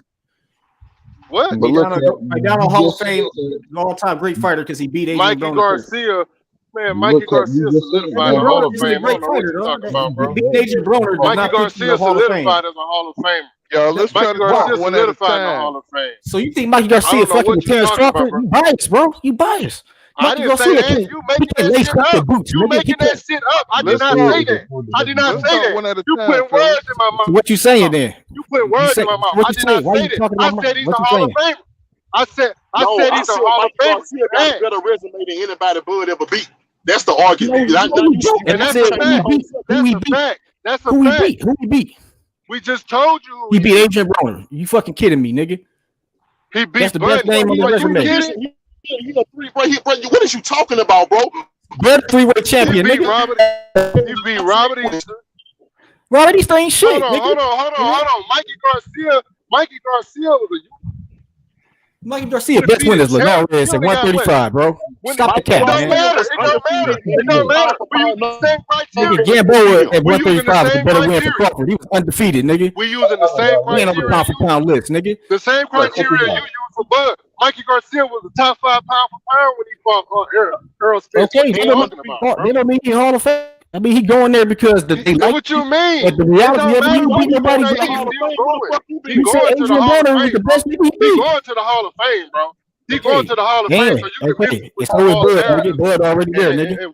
And with that, already there, nigga. They already cast it. They already know that nigga fits, nigga. What you talking about? We're not questioning Bud, nigga. We questioning even though Bud in the Hall of Fame. This is wrong with y'all. Y'all trying to downgrade Bud. You want to downgrade Bud to bring up Spence, nigga. So when Spence beat Bud, it make it look better for him, nigga. He's still the B-side. He's still the B-side.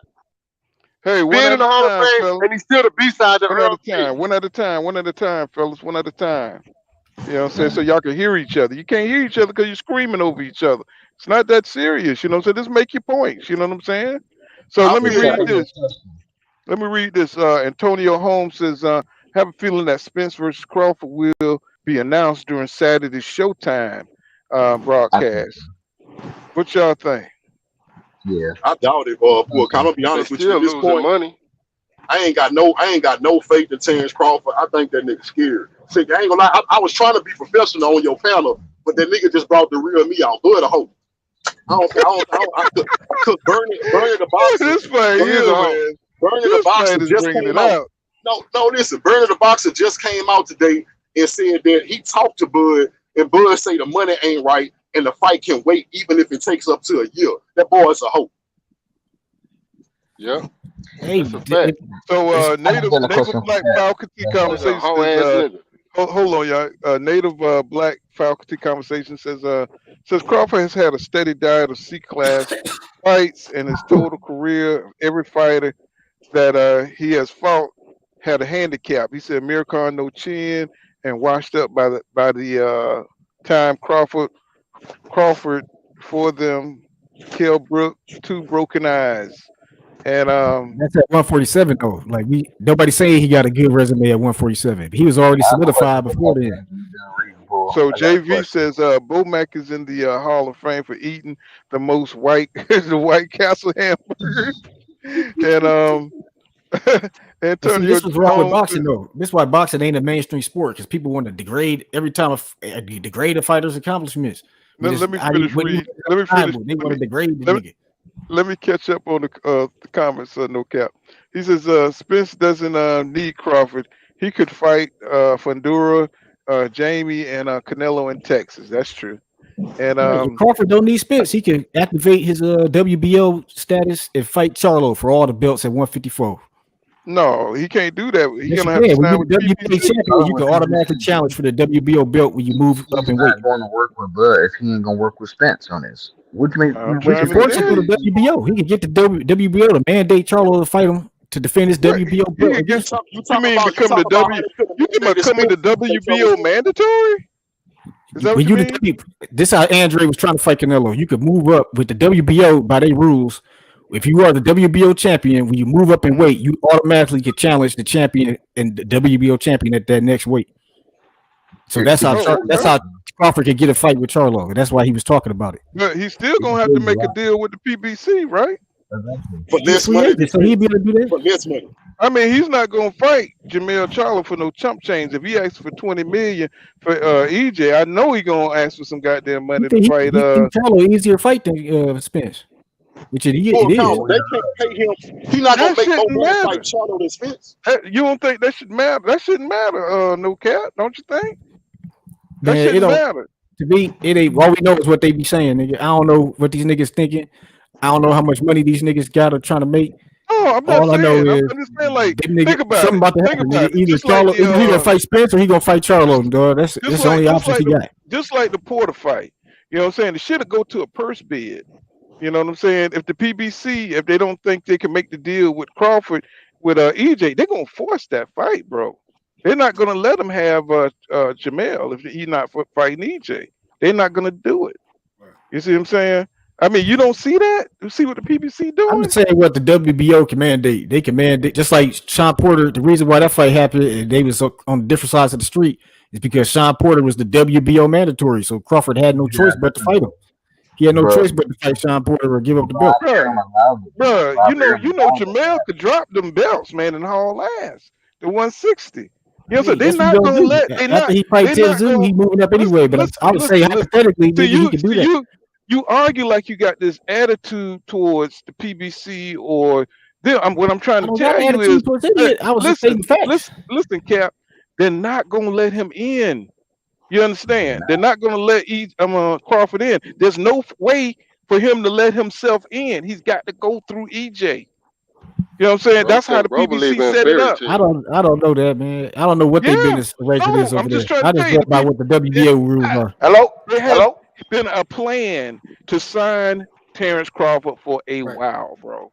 They're trying to get everybody.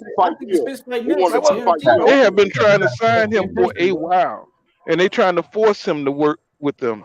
You know what I'm saying? All of them, any fighter. They trying to force everybody to come through 147 to 154. They trying to get them all, bro. You know what I'm saying? To come to the PBC. Bud don't want no 154 smoke. Yeah.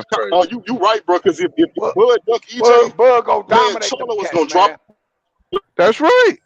Yeah, I mean he's already won undisputed. What the fuck he's still there for? Who was that called Bud a hoe? He gonna drop the belts because he gonna drop the belts because he fought EJ. What's going on? I let Devin setting up here. What's going on, man? What's happening with you? It's always another fight. It's always somebody else to fight in boxing. Hey, Cap, I got a question. So in the same breath, you just said that Bud fought Gamboa, right? Gamboa came up 2 divisions, right? But in the same breath, you just down Mikey Garcia like he wasn't down nothing. Mikey Garcia for coming up in weight. I downed him from he only beat Linares as his best win. But you just gave Gamboa all this praise because he fought Bud. He was undefeated in pound for pound. It's the same thing, though. He had a fight before. He had a fight at 135 before he fought Crawford, though. So he didn't come up. Mikey was a 4-division champion. Had a win at 135, dude.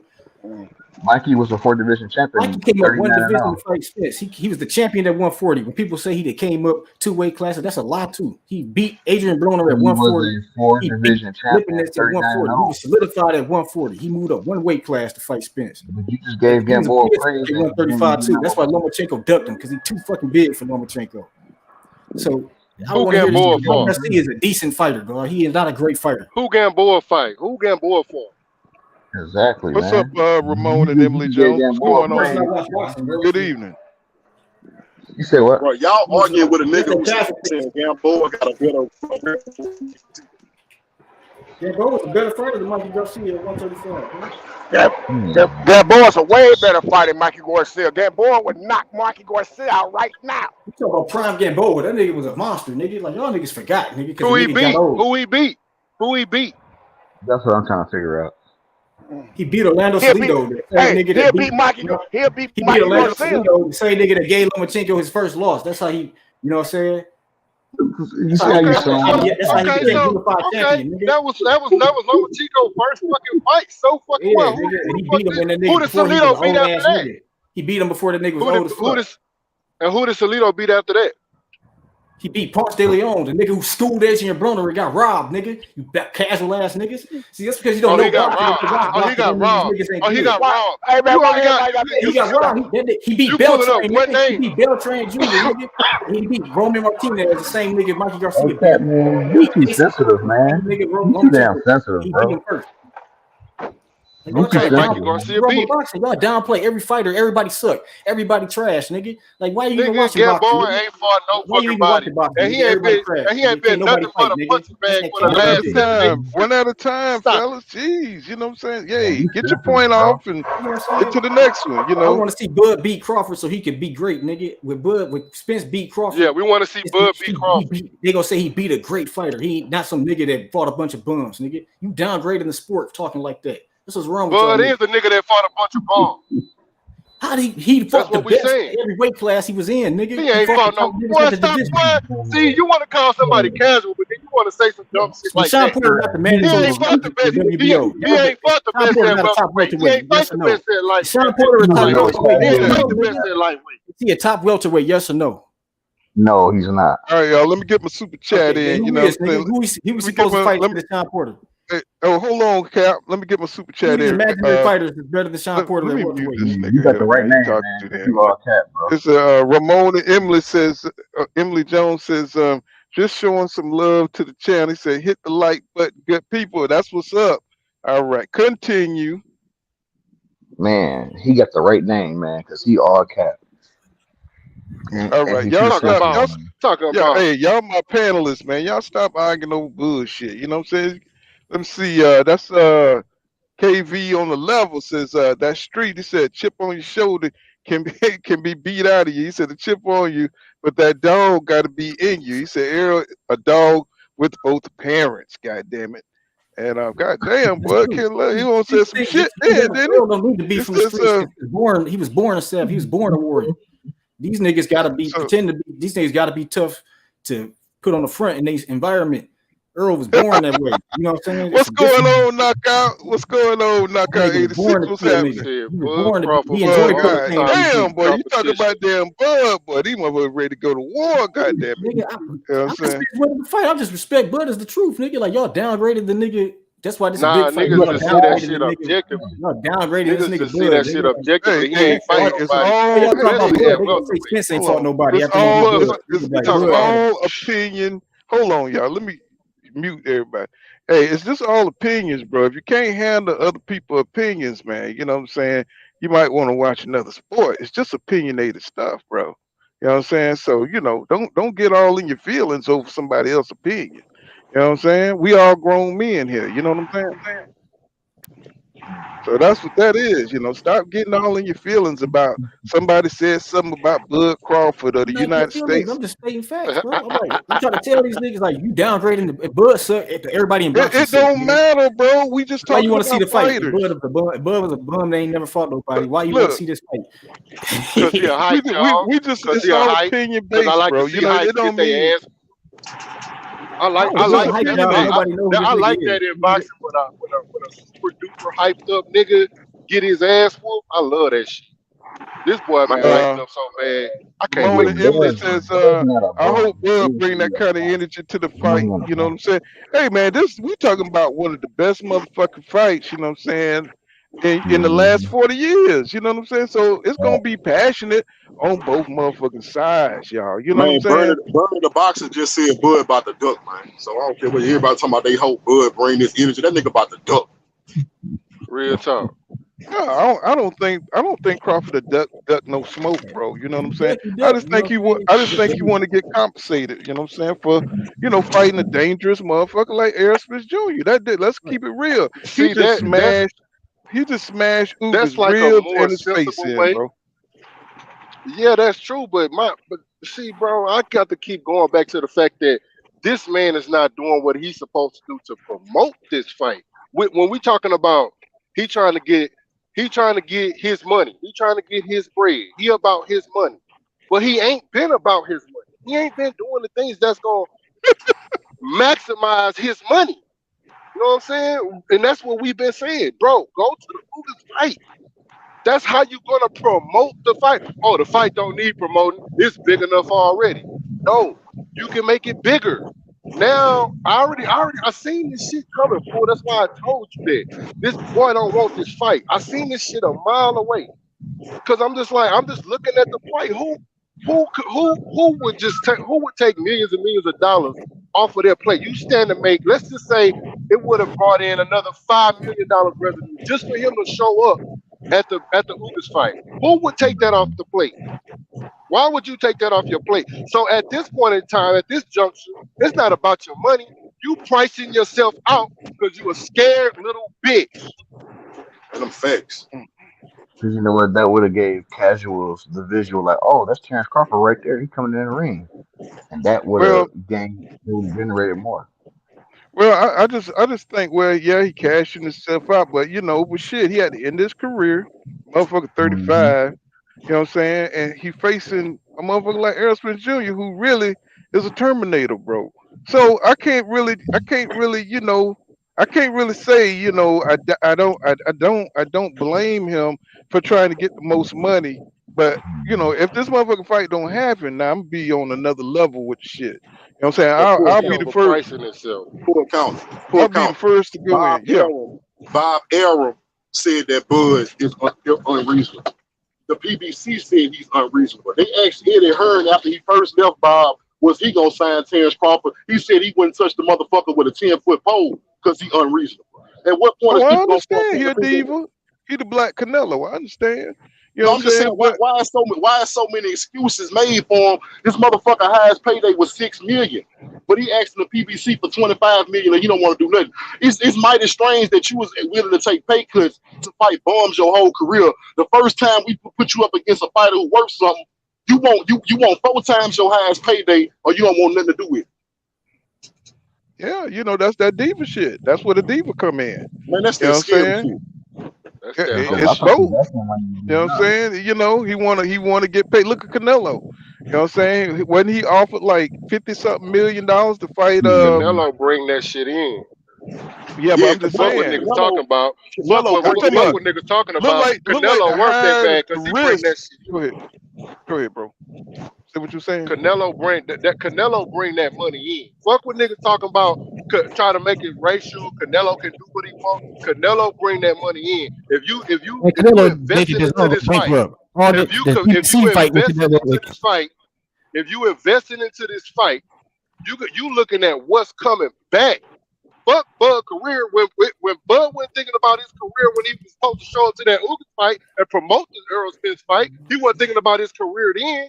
So fuck what he talking about. These people is investing their money in order to make this fight happen. It's about the Mm-hmm. money. Right. Okay, That's how they set It's up all about fight Canelo cards. fights promoting. in his own have been a failure. He done lost his own money. He done lost. The PBC fight with Brent was a success. They did $800K. He ain't doing them numbers on his own like that. The Bill fight was a financial disaster. You know what I'm saying? Canelo, it's like shit. The promotion, your job as a promoter is to make the fight bang and bring revenue in. To promote the event, to get interest in the event, to get the revenue dollars in. That's your job as the promoter to secure those funds. You know what I'm saying? Niggas giving the passes to these niggas. Terrence Crawford's job is to get in the ring and fight, nigga. They need to pay that nigga his motherfucking money. This the biggest fight in boxing, nigga. Trying to And All right. bro, All right, all right. crazy, Let me get this super chat off us, King Judah. All right. Atlanta man, $5. Appreciate you. And that super chat says, same here. Say I'll match that $5. Y'all show some love to the channel. It's a good conversation tonight as usual. Y'all heard Atlanta man. You know what I'm saying? Show the channel some love. You know what I'm saying? I second the motion. And Ramon and Emily Jones says we all hype because we know this has the potential to be a classic. Give people what they want. I know that's right. And Dan Tan says Spence KO percentage is 78%, but against undefeated fighters like undefeated, his KO percentage is like 33, 1 of 3. He says Crawford stopped 6 out of 8 undefeated. Yeah, I know. I'm like, why am I reading that? And I feel like this. I don't even care if the fight happened because we got Boots next, nigga. If Crawford duck, he duck, nigga. Then Boots can fight for that IBF strap, nigga. The saga continues. I feel you on that, no cap, because it's a good fight. You know what I'm saying? And that's what I'm talking about. That's a damn good fight. Even if with Bud, I think your communication device ain't hooked up KV on the level. You was on, but then something happened. You did something. You know what I'm saying? There you go. I see. Yeah. What's going on, family? What's going on, bro? What's happening with you? Oh man, it's a good show. Good show. Good show. Grown man talk. Oh, yeah. Yes, sir. We be getting it in over here, boy. Be passionate. You know yes, what I'm saying? sir. What you got on? What you got? What you say what you now? Got on? Oh man, I'm just thinking about, like I said, I love what you said, man. Floyd gotta change it up and see the best fight the best, man. You know, I don't know, man. You know, I really love what Devin trying to do, and I just hope that they don't allow Lomachenko to duck out and use that he need a tune-up mess. When he talking about he want to come back in October. See, EJ ain't nobody say nothing to applaud EJ. When he came out that car crash, he jumped straight into Danny. When he came from the retina surgery, he jumped straight to Ugas and was about to fight, Pacquiao, but jumped straight to Ugas. Nobody give no credit for that. But I feel like they're gonna make that excuse for Loma. Well, he need a tune-up. I'm active duty military right now. I've been deployed, okay? And my thing on that is he don't need no tune-up. No, he don't. Jump in there, boy. You the best. He the Matrix, right? You number top 10 pound for pound, ain't you? Get in there, Loma. Go ahead and get in there with that young boy who you've been ducking all this time. You know? And I just know they're gonna try to make them excuses for him, man. What y'all think? Y'all think gonna jump in the ring with Dev, or he gonna try to find it too? He need to, cause he getting older every day. So is. Yeah, you know what I'm saying? 34 years old. I mean, he only got one way to go, cause the other way, there's Stevenson. You don't want that. I want to see Devin. Either way, he boxed in. Devin and Stevenson both on top rank right now. They need to fight. That's what I said on H Money channel last night when they brought Bill Haney on there the other day. He was talking all that shit. Bill Haney talking about they dropped the belts to fight Tank. I'm like, man, fuck all that. See, Loma, he can rematch Kambosos to fulfill that contract obligation. He can fight Shakur next, nigga. Shakur can activate his WBO privilege, move up to 35 and challenge Haney, and we can get the best fight in the best, nigga. Shit. Fuck what Tank talking about. If Tank don't want to fight right now, fuck him. Move. The show must go on, nigga. Shit. Well, I think Devin to keep that pressure on Loma, and I think Shakur should go ahead and clean out that 130 division. He ain't got number time. Fight at 130. He clean it out, and he gonna be at square one again. No, he gonna be a square one. He ain't gonna be a square one if you ask them Bud fans. He get the undisputed. He gonna be the greatest thing ever happened. Bud go undisputed. Everybody say he the king of the world. Deb go undisputed. Don't nobody want to fight him. Like it don't matter. Bud actually been in 3 weight classes already, though. They've been doing it for years. Bud made way better fighters at 140. Victor Postal was the boogeyman, nigga. He gave him his first loss. Yeah. Gary Anti-Russell just beat knocked out Victor Postal in a tough fight. Gary Russell, he was a tough fight with Victor Postal. Victor Postal. Yeah, Postal was a bad boy. End of his career. Postal was a bad boy. But people just downgrading Crawford like this nigga Crawford ain't been putting on dazzling performances for motherfucking years. Nigga, he been proven he been knocking these niggas out for years. You know what I'm saying? I give Bud his credit for how they say he fight the lesser competition, but I give him his credit for how he finished him. Because if you at that level, ain't nobody trash at that level. Nobody trash at that level. Right. So I give him his credit for that. It ain't that. Now, if he was going 12 rounds, splits, and all that with him, it's a different conversation. He finishing these boys, so I give him his credit for that. It is Bill's fault. He ain't as big name as he's supposed to be. He the one that re-signed with Bob and got comfortable because they was overpaying him for them fights he was having. I agree. He robbing the bank with Amir Khan and all these niggas. I would take that easy bread too, nigga. But he got to realize you did it to yourself, nigga. at the same time, you know what I'm saying? How y'all feel about these rumors that he asking for all this money and stuff? I feel like if they're willing to give Canelo all that damn money, they need to give dang on Terrence his money too. Because Bud don't sell. That's why Bud don't sell. This is part of the promotional build up for the shit. Now you got the fan base acting crazier than Pacquiao and Floyd was motherfucker doing the same routine and shit. So they build how big this shit could get. They seen how much interest they could drum up. You know what I'm saying? I just hate how it became with all this streaming now. You know, all these cats, man, you know, it's so sad, you know, Floyd say, ain't nobody gonna ever sell more. It's facts because these cats talk all this stuff, but they don't buy the fights, man. I'm going to Frank Martin fight this weekend, and Masai and all them, and then I went to Errol last two. I went to Shakur and Valdez. I support, man. I spend a lot of money. It just make me upset. These guys got so much talent, but they'll never be able to get what they deserve. One, because they black, and then in the politics of boxing. But then also these fans, man, they don't. Even Bud, man, all his fans talk all this stuff, but most of his cats, they ain't supporting the man. Those ain't Bud fans, though. Those are Spence haters. Like Bud fans is in Omaha. No, I'm talking about before Spence came along. I'm talking about, back at Postal days. They wasn't buying the boy fight. Bud had a strong fan base in Nebraska. He was selling out in his hometown. He was selling out. But the thing is, Bob Aaron fucked up when they put him on that ESPN shit. They derailed this nigga momentum, and that's what happened. Just like then remember they messed around. He was selling out, all right. Remember they messed around and put him on ESPN Plus when it first dropped. I said, come on now, but they put Loma on free TV. I say, come on, man. They spent all the promotional money on Loma, who still ain't became a draw after all the hype they was doing. But see, Lomachenko thing is he's cheap and he don't complain, bro. That's why Bob love him. He'd take whatever they give him. That's true. That's true. Rob figured he could make a white Mayweather. He's like, damn, if I got a white Mayweather, it might be 10 times as big. That shit ain't panning out that way because he ain't Mayweather, nigga. I mean, have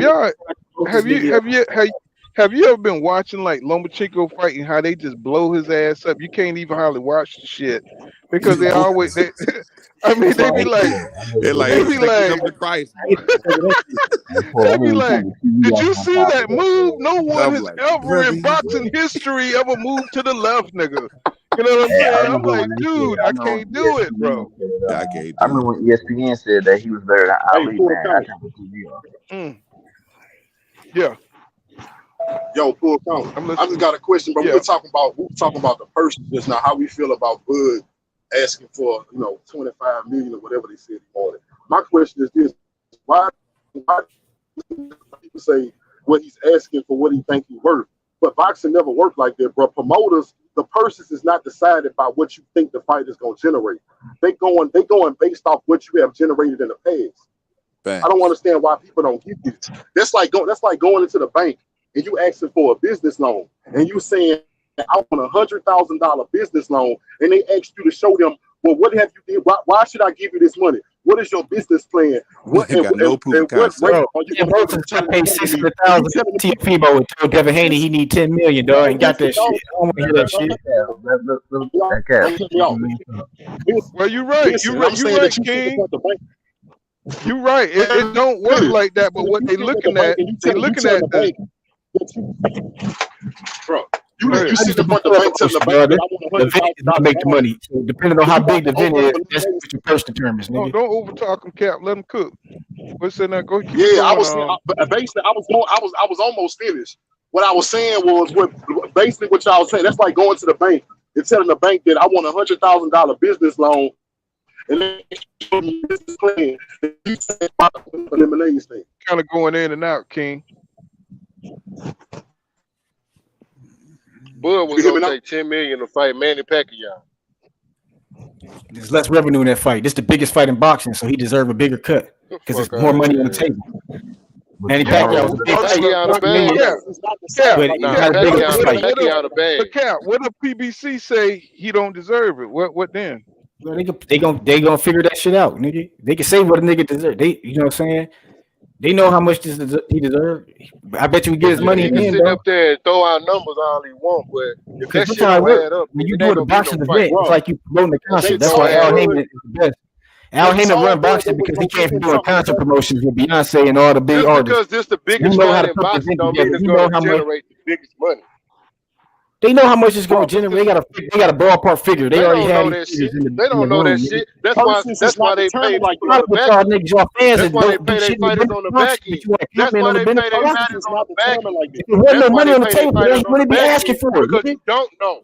If the money wasn't there, you That's wouldn't why be these asking fighters for it. take money. They take back end money because you don't know how much it's going to generate. If you sit up Exactly. there It's a and say you want to, if you sit up there and say you want a certain number up front, you might be fucking around and fucking yourself out of some money That's fact. because you don't know what it's going to do on the back end. That's facts.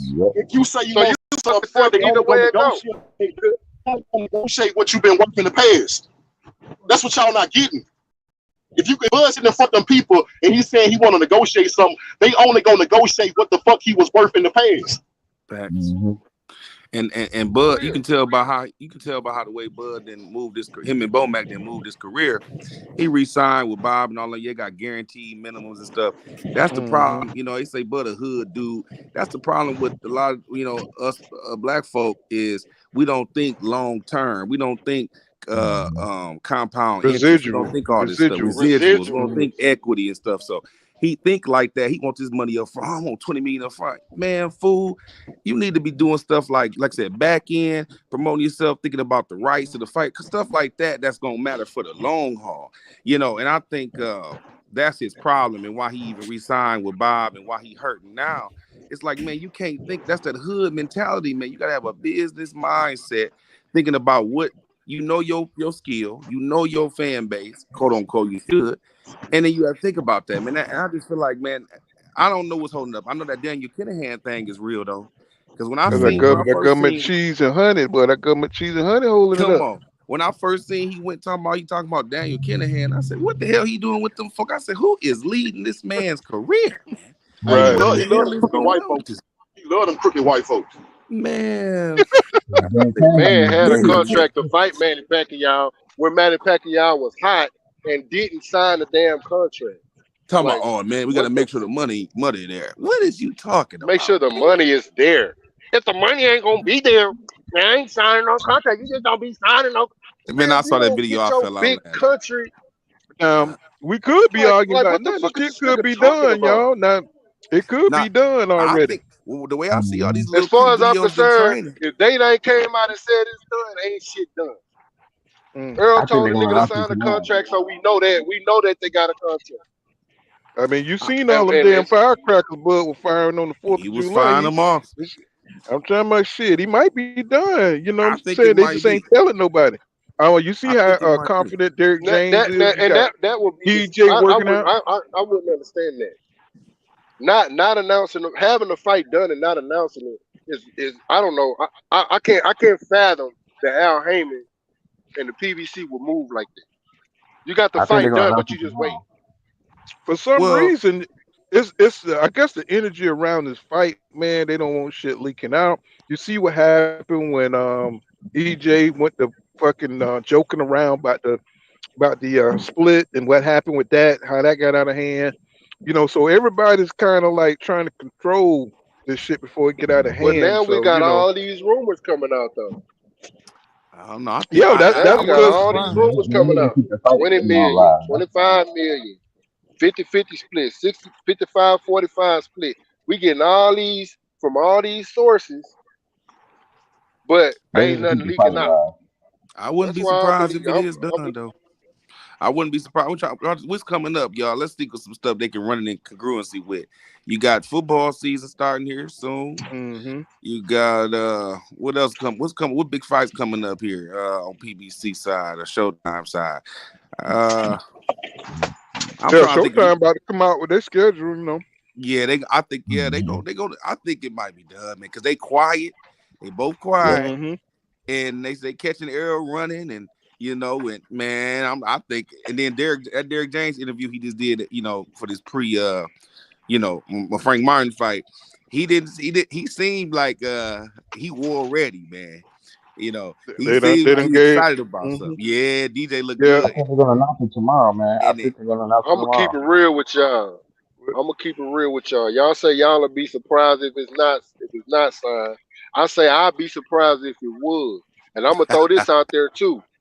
I wouldn't be surprised if Errol Spence fought Keith Thurman at the end of the year. You know what? You know what? I don't know, man. I don't think he fight Keith. I think it's done, man. I wouldn't be surprised. Yep, I agree with you, bro. I think they're gonna announce it tomorrow. I think it's done. Well, I'm gonna be at Frank Martin fight, man. If he don't sign, he might as well retire, bro. He might as well take his ass on somewhere. You know what I'm saying? And go into the Hall of Fame. He need to take that belt from him, but that dude shouldn't be able to hold up undisputed with one belt. I agree. Well, they might as well mandatory make up boots is mandatory. Shit, I'd get his ass up off the belt.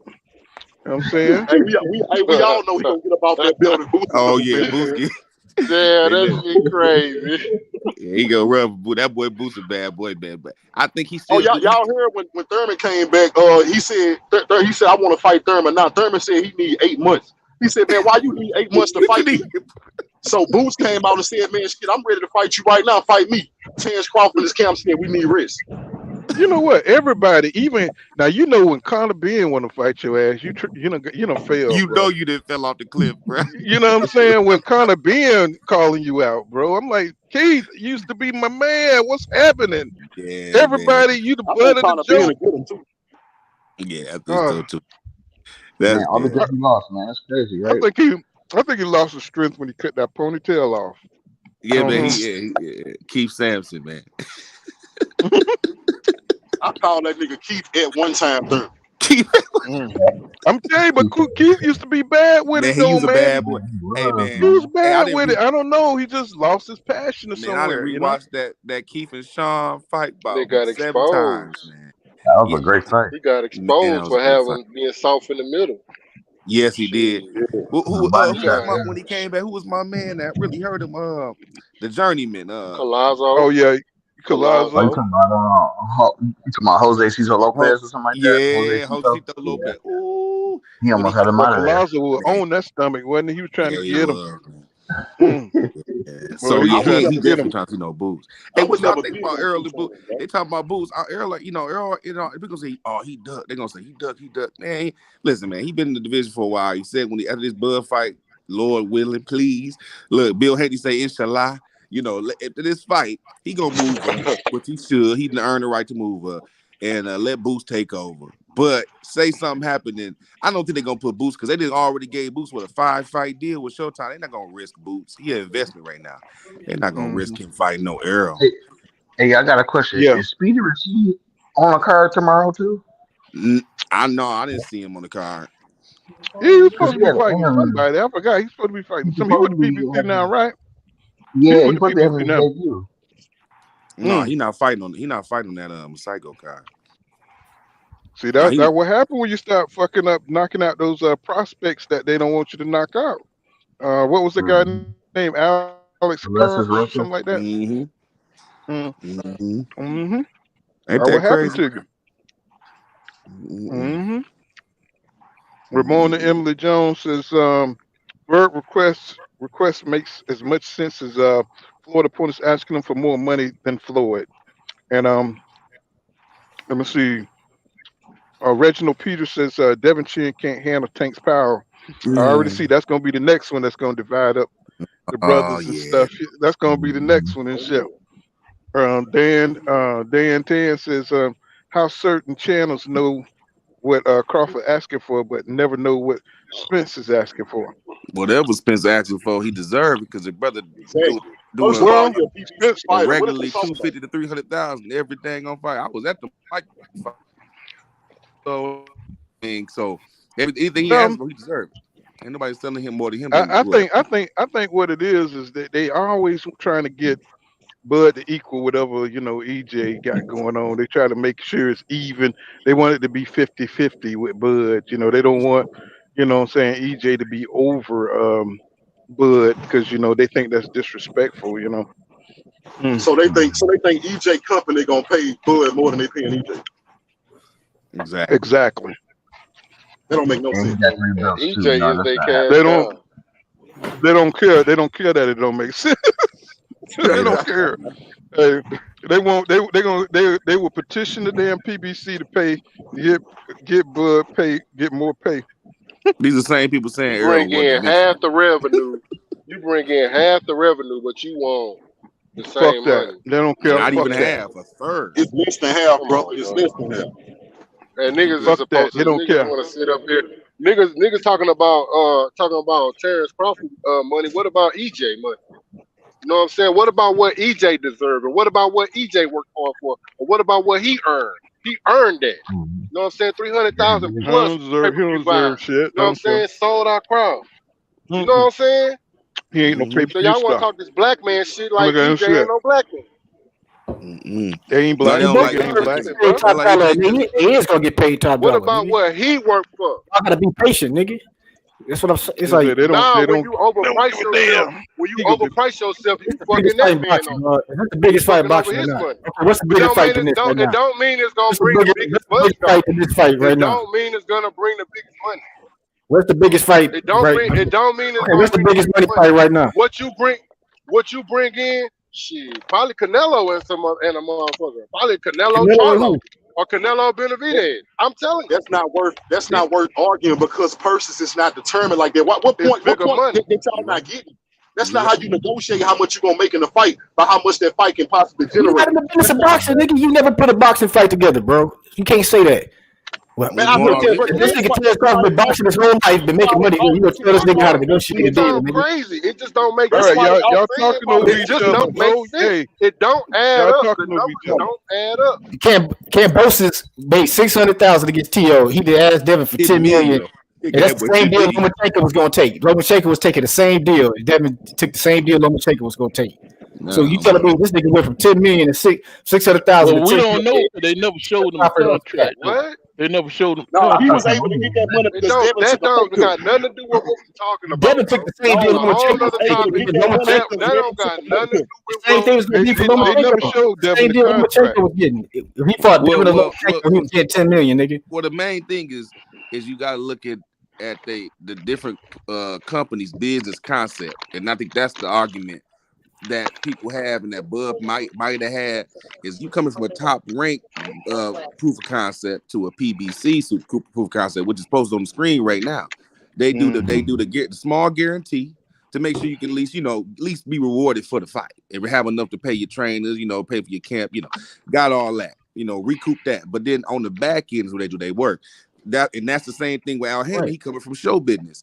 But who's saying? Where's the source to say Terrence Crawford won 25 million up front? That's some shit. I don't know if niggas that's true or not, but I can see him asking for something like that because he coming from where Bob Arum giving him guarantees, which is why he resigned for that nonsense because he getting guaranteed money, and that's all good. Bomac said that's all good, but why, man? I'm a bet on myself, and so I think that's what could cause a problem. Is Bud don't all he know is what I'm getting up front. You need to pay me to work, man. Believe in yourself, man. Trust in your own ability in yourself. And so we talking about somebody like Ken Bosis or something who got 10 million. That's a whole different company, and they doing different things. PBC job, find a way to get that money and find a way to make profit. They gonna do it. They gonna do it. Job, nigga. So they need to get on their job and figure that shit out. They work for the fight, not the other way around, nigga. So they want after 2,500. They ain't gonna man. Don't nobody owe Bud no motherfucking millions and millions of fucking dollars. I'm not finna sit up here and tell them people. I'm not finna sit up here and tell them people to just give this man millions and millions of motherfucking dollars that he ain't even trying to do what he can to make their investment even worse. Nigga, if that shit ain't worth it, nigga, they gonna pass on that shit. Errol Spence gonna drop them belts and move up and fight at 54. Fuck what y'all talking about, nigga. That ain't no cap. Nonsense, nigga. Earl said himself if he don't get he said if the Crawford fight don't go through, he gonna move up to 54. He ain't fighting that 147 again. But Bud is all he want. That's what he said, nigga. Fuck is you talking about? That's what he said. That's what he said, nigga. That's what he said. I'll tell you what. He said if he don't get the Bud fight, he moving up. That's what Earl just like he said he going for the 3 belts. He did that. He going to the Bud. He doing that. If Bud don't fight Spence, he better fight Spence. Because if he don't fight Spence, you gonna see the true pussy come out of him because Boots gonna be waiting on him. So he better fight Spence. Man, Terrence Crawford don't want no parts of Boots. Period. Man, he ain't finna fight no Boots. That ain't finna happen. Finna retire. His back against the wall. Anywhere he go, he gonna get his ass whooped. This is his time right now to actually fight somebody. Y'all crazy, bro. Either way he go, he gonna get his ass whooped. Ain't no more Tomato King. He done ran out of Tomato King. To beat Spence and He done ran out of Tomato King. He done ran out of Tomato King. Now time for him to get some. Go for that. Facts. They ain't got a tomato can in sight. Bud ain't got nobody he want to fight. Got Josh Taylor. Josh Taylor. He don't want no Charlo. That's a he ain't finna. Oh, you gonna go back to top rank? Waiting on Josh Taylor to come to 145. He can make a couple of mil. He can make a couple of mil with Josh Taylor. Listen, man. Listen, if Kell Brook had that mouse, he fucking mouse, he had to do a rat hit on Terrence eye. Oh, he can make a couple mil with Josh Taylor now. Man, oh, that's what he waiting on. He'll beat Josh Taylor ass. So will. Everybody know that. But I'm saying the way Kell Brook had a Bud eye looking, he don't want no jab from Charlo, Spitz, or Boots. He don't want that jab, man. I'm telling you, man. And y'all know Josh Taylor looked weak in his last fight, so Bud, that's right up Bud alley. He like when people look weak. Yeah, he like that weak. Well, you know, so he gonna keep the oath. Taylor couldn't fuck with Bud. I mean, you might be arguing about nothing, man. Shit might be done. I think it might be done, man. I think it's so on the side. I think it's done. Same promotion used for every type of fight like this, and people fall for the shit all the goddamn time. But you know, I ain't never seen Spence really hurt except it's early in his career. But Bud can hurt Spence though, man. He can hurt him, and that's the only way. Only way I can see him. I see Errol coming in with that high guard, doing his thing, but Bud catching up on the top of his head, that temple area, and that. Ooh, but I see Errol dominating him, but Bud can hurt him though. What you gonna do if you crack him on top of that head or behind that head? A little bit to the back. They both gonna fight at some point. They both. I believe. Yeah, I believe Spence can be hurt, bro. I just don't think he will, bro. Because I done seen this dude get hit flush. Don't nothing stop him. He went through a windshield. That didn't stop him. Yeah, you gotta connect your device. Man, everybody can get hurt, dog. Yeah, you're right. Now, you gotta connect your device. Who's real? Now let's see if Danny finished Benavidez before Bud did. I think Danny this gonna show if Danny's still the same after getting beat up by Spence. Danny got to win just to prove himself again, man. He don't look good against Benavidez. He need to hang it up. Yeah, because Benavidez looked horrible his last fight. Right. Yeah, Jose looked real bad, man. He gonna get his ass tore up by Danny. You know what I'm saying? I think Danny gonna sleep. I think Danny gonna knock him the hell out. I think Danny sleep a lot of them niggas at 54. I think he sleep. I mean, cause look who he chose, bro. He didn't try to go for, you know what I'm saying, like somebody up there. He did the right thing. I think he did the right thing. That's good because Benavidez gonna come to fight. He ain't gonna be no easy little, but he got a lot of openings and he got that jack leg, that Bud took advantage. I can see him giving problems. Is his length. Hey, I want to see Daddy knock out Fundura. You gotta connect your device. Who's real? I want to see Daddy knock Fundura ass out, though. I like Fundura though. Man, I want to see Fundura. He's stuck up in the air, dog. Daddy go knock that motherfucker out with that no look. Daddy crush him. He tailor made for Danny. He getting too close. Spence gonna be the one that get Fundura, bro. Because Fundura tall. Spence gonna be right in the stomach. But Fundura getting too cocky now, man. Now the boy got hurt though. He got hurt, but he getting too cocky. Get that boy's stomach and break him down. He told Charlo he want Charlo. I said, why these motherfuckers down Charlo with that power jab? And Charlo, he a true boxer puncher. But that boy, man, Derrick James did good work with Charlo. He did a hell of a work with Charlo. Charlo, that boy nice, man. That boy, I rewatched that. Derrick James, the best trainer of this generation. I swear to God. If my son already champion and made him better. If my son was boxing right now, man, I swear to God, I'll be doing everything I could to get him under Derrick James' wing, man. Because that boy Derrick James, man, he got it. And like I said, I heard him talking earlier, talking about how he, he's talking about, oh man, Spence just throw one punch when he doing the mitts. Like you said, Derrick trained his boys to hit what they see. And these trainers ain't doing that, man. And he trained them to hit what they see, and he trained them to stay active. He getting them fast twitch muscles together, man. He teaches, and that's how Errol and all his fighters fight. Frank Martin fight the same way. Charlo, I mean, Derrick moving with them boys too. You see in tip-top shape. So they're not getting no easy mid work. They ain't just standing there hitting the mitts. No, he giving them angles. He pressuring them. Man, Cass ain't training like Derrick James, man. Cass ain't training like him, man. Bomac still got them damn floaties up in the air. He do a couple rounds with that and sit his ass down and eat some cheese fry. Bud in there training his damn self. Right. Like to me, I got Bud as my pound for pound number one, even though I got Earl beating him. Yeah, me too. Because of his career. Yeah. Earl is just better than this nigga. Earl is just that nigga, dog. You know, I think Boots ain't even Earl is the toughest fight for Boots to me. I think ain't nobody fuck with Boots, maybe not even Earl, but I think Earl got the style to fuck Boots. How Boots gonna deal with the body attack is the hey, I'm gonna tell you right now. I agree with that. The only way you can beat Boots is to break him. It ain't no out fighting him and out fight. You got to get in here. You got to get in Boots shit and break him down. That'll be Boots and Spence is the real Hagler and Hearns, nigga. Where Spence be Hagler and this nigga gonna be Hearns. And can this nigga? If EJ can take Boots' punches, it's gonna be bad for Boots, nigga. Hey, y'all, like I told you, I'm going to that fight tomorrow. I'm building that second row. Y'all might see me on the TV, but listen, my wife just showed me EJ's story on Instagram. He here. He in San Antonio. He at the fight. He gonna be at the fight. We gonna see. I hope he say something. I hope he gonna say something.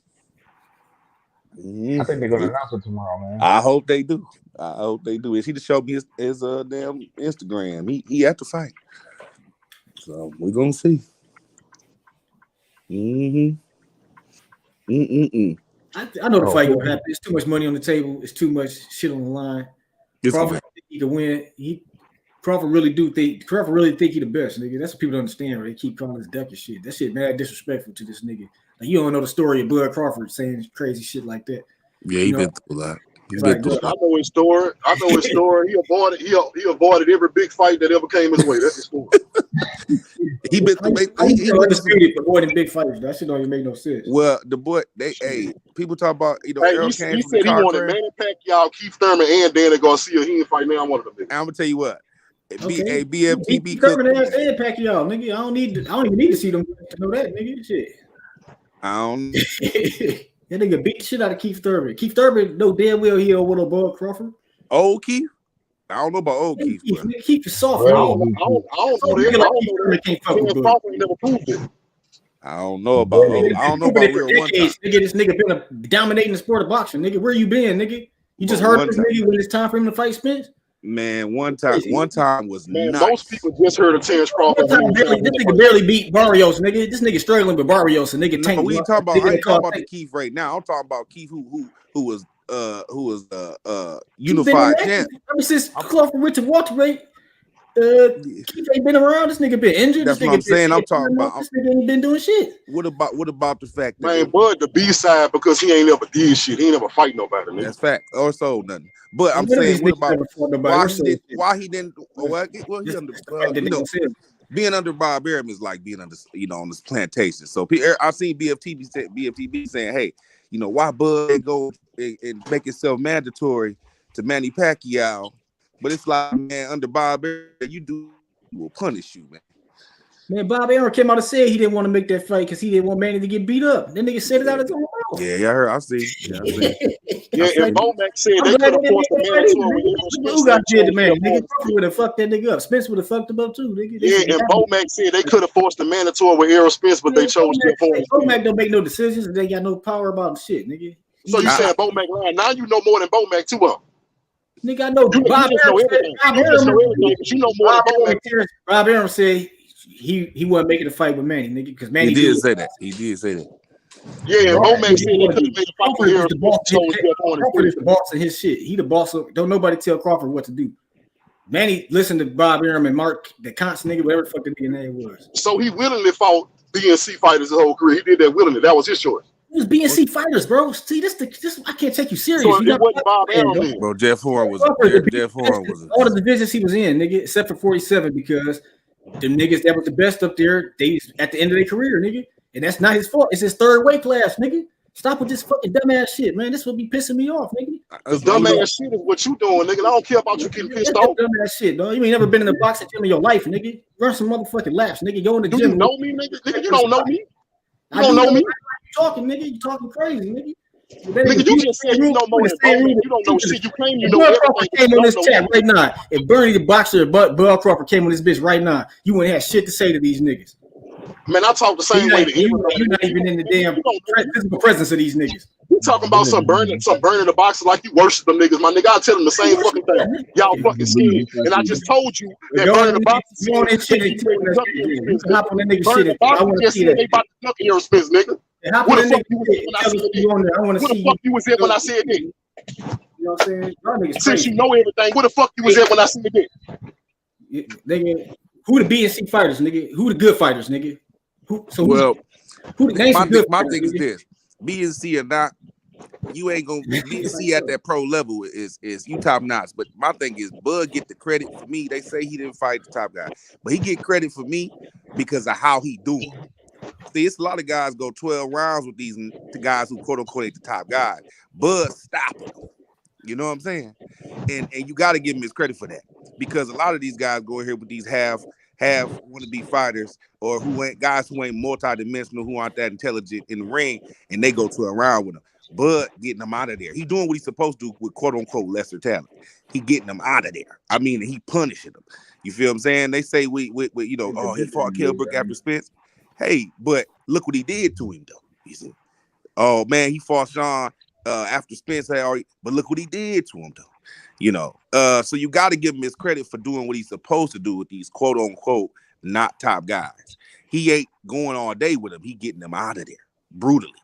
So you got to give him that credit for that, and that's how I see it. But I do feel like Errol has fought the top competition back to back, and he's done extremely well with him.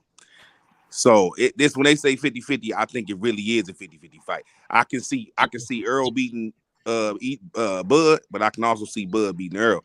And I would say I'm more of an EJ fan because I like his style, how he fights, and I like how he approaches things. But Bud a bad motherfucker, man. And if you don't say that, man, you out your mind. You definitely don't know. Look in the sport the right way. Now Errol is more fundamentally sound, so I think Errol, if I wanted to train my son up, I want him to fight more like Errol, because the shit Bud got is God given. You can't teach the shit Bud do. You can't teach that shit. You know what I'm saying? And I think that's what wows people is the shit. Everything Errol do, people feel like they can do it, but then they don't do it. So clearly, what I'm saying, that's what make him elite.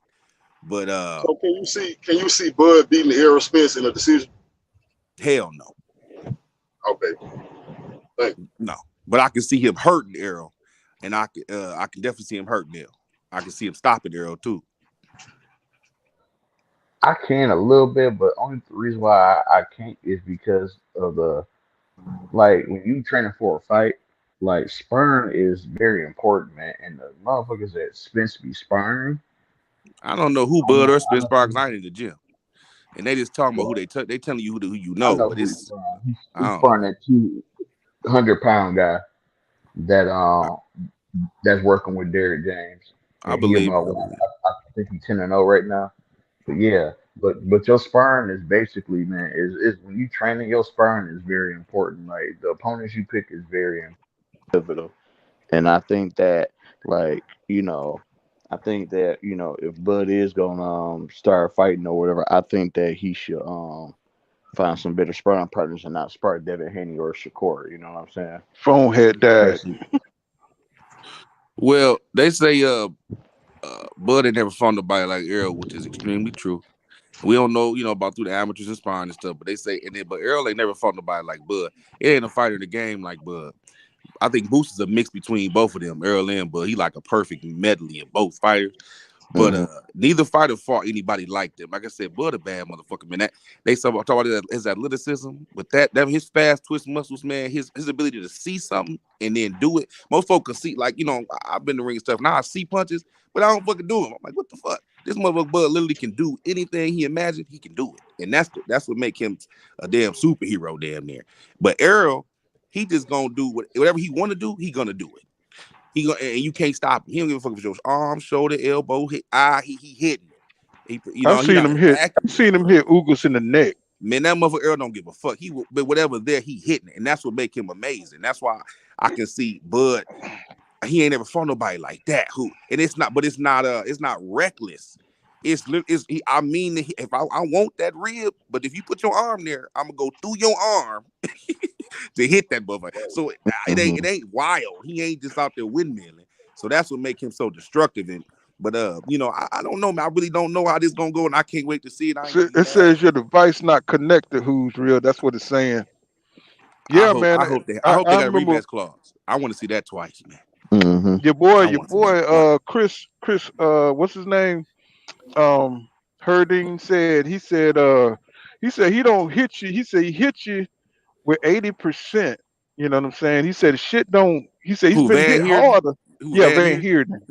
He said he hit you with 80%. He said, but it's always a constant 80%, and that's what gets you. You know what I'm saying? He said every punch is hard.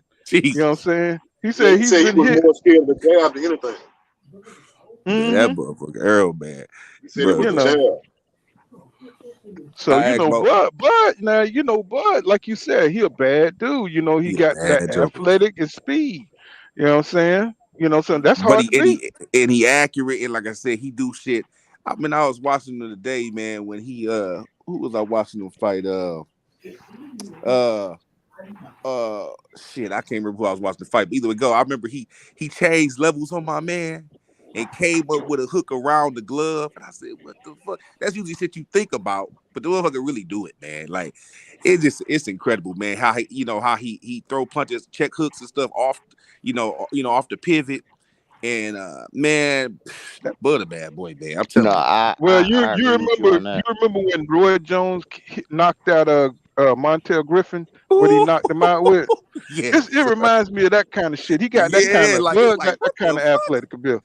He caught him with a motherfucking what was that? It was like it a left hook? It was a weird undercut left hook. Yeah, that's what I'm saying. Like, man, but just like the Kell Brook fight when he hit Kell Brook and Kell Brook damn near ran out the ring. I was like, God damn. Man, that dude, I don't care what nobody say. Kell Brook took a knee, man. I ain't never, bro. That dude took a knee. Don't hit me no more. Hey, I watched that fight on 0.5 speed the other day, and like I said, Earl resilient, man. I think he's going to get hurt in that fight, but he's going to recover. But like I said, I don't know, man. I hope they come out like Hagler Hearns. I hope they do come out just fuck it, let's go. You know what I'm saying? I hope they come out like that. Why not? Fuck it.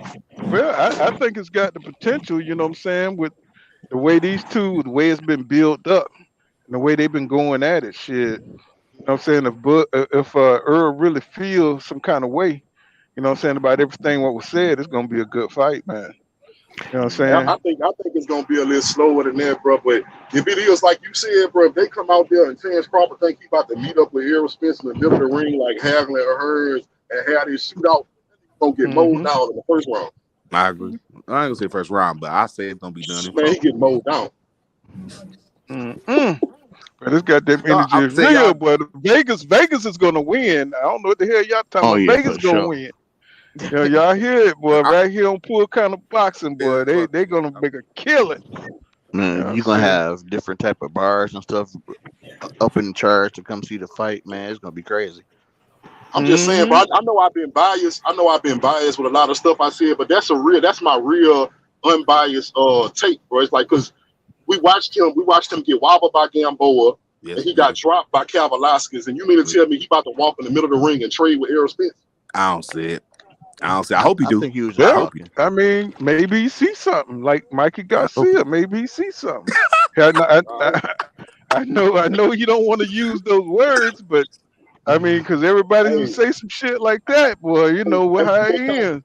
Well, kind of what Mikey said after that. He said, "Yeah, Errol Spence sent me into retirement." He sent me into retirement. Candy Slim 501 says Jeff Horn was a B or C fighter that Errol was ready to jump. He says, go ahead. But Bud did what he was supposed to do with that boy. So you got to give him credit for that. Yeah. Bud, he did what he was supposed to do with that quote-unquote BSC fighter. Quote-unquote BSC fighter. Ramon and Emily Jones says, Bud resume is weak. Even Derrick James said that. And Ricardo Johnson says, Ooh, that's a good why question. no promoter wants to do business with Crawford? I think we have to get that answer from the promoters. And they already said it. I know Eddie Hearn broke it down very clearly. He did. They are the he ain't Go working. ahead, yeah. Candy Slim 501 says Bo Mac was wrong. Said ain't no moving up mandatory shit except with the WBO. If I'm wrong, show me the other sanctioning bodies doing the same. I think Bud should have fired Bo Mac a long time ago. He loyal. Bo Mac really there for no reason. I just think he a yes man, and Bud like to be surrounded by yes men. No, that's his family, man. That's his family, man. And okay. Yeah. Sometimes you gotta cancel our family. Yeah. I agree. Ramon and Emily Jones says, gotta give Bud credit for getting them out there. He says, wish we would have fought them in their prime to get more clarity. Yeah, exactly. That's what I was saying. The other stream. You know what I'm saying? And Dan, go ahead. I was saying that nobody else bringing up is the fact that, okay, Terrence Crawford might really be stalling or trying to get the majority of money because he's saying that win, lose, or draw, you want to move up and fight Charlo. But nobody thought about the fact that most of Errol Spence opponents take a year to 2 years off after fighting. Yes, they do. Shit. That motherfucker. Nobody talking about this.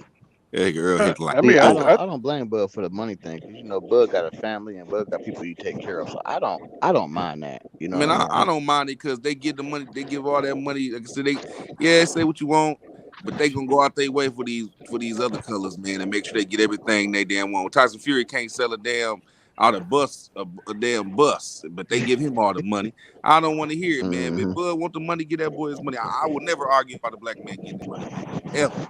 But I don't care. I don't care about him getting $100 million, y'all, and that's the truth. It's never been about money for me. It's about making that fight. It's about doing what it takes to make the fight, getting everything you can, but don't mess up the bag. You know what I'm saying? By asking for too much, and we don't know what too much is. You know what I'm saying? So, you know what I mean? I just want him to be reasonable. You know what I'm saying? If they draw the line. You know what I'm saying? Meet them at the line. Right. Because we acting like we haven't been explained what's going on. Like I said, Eddie Hearn already told us, he said, look, if Bud was able to get that kind of money from Bob Arum, more power to him.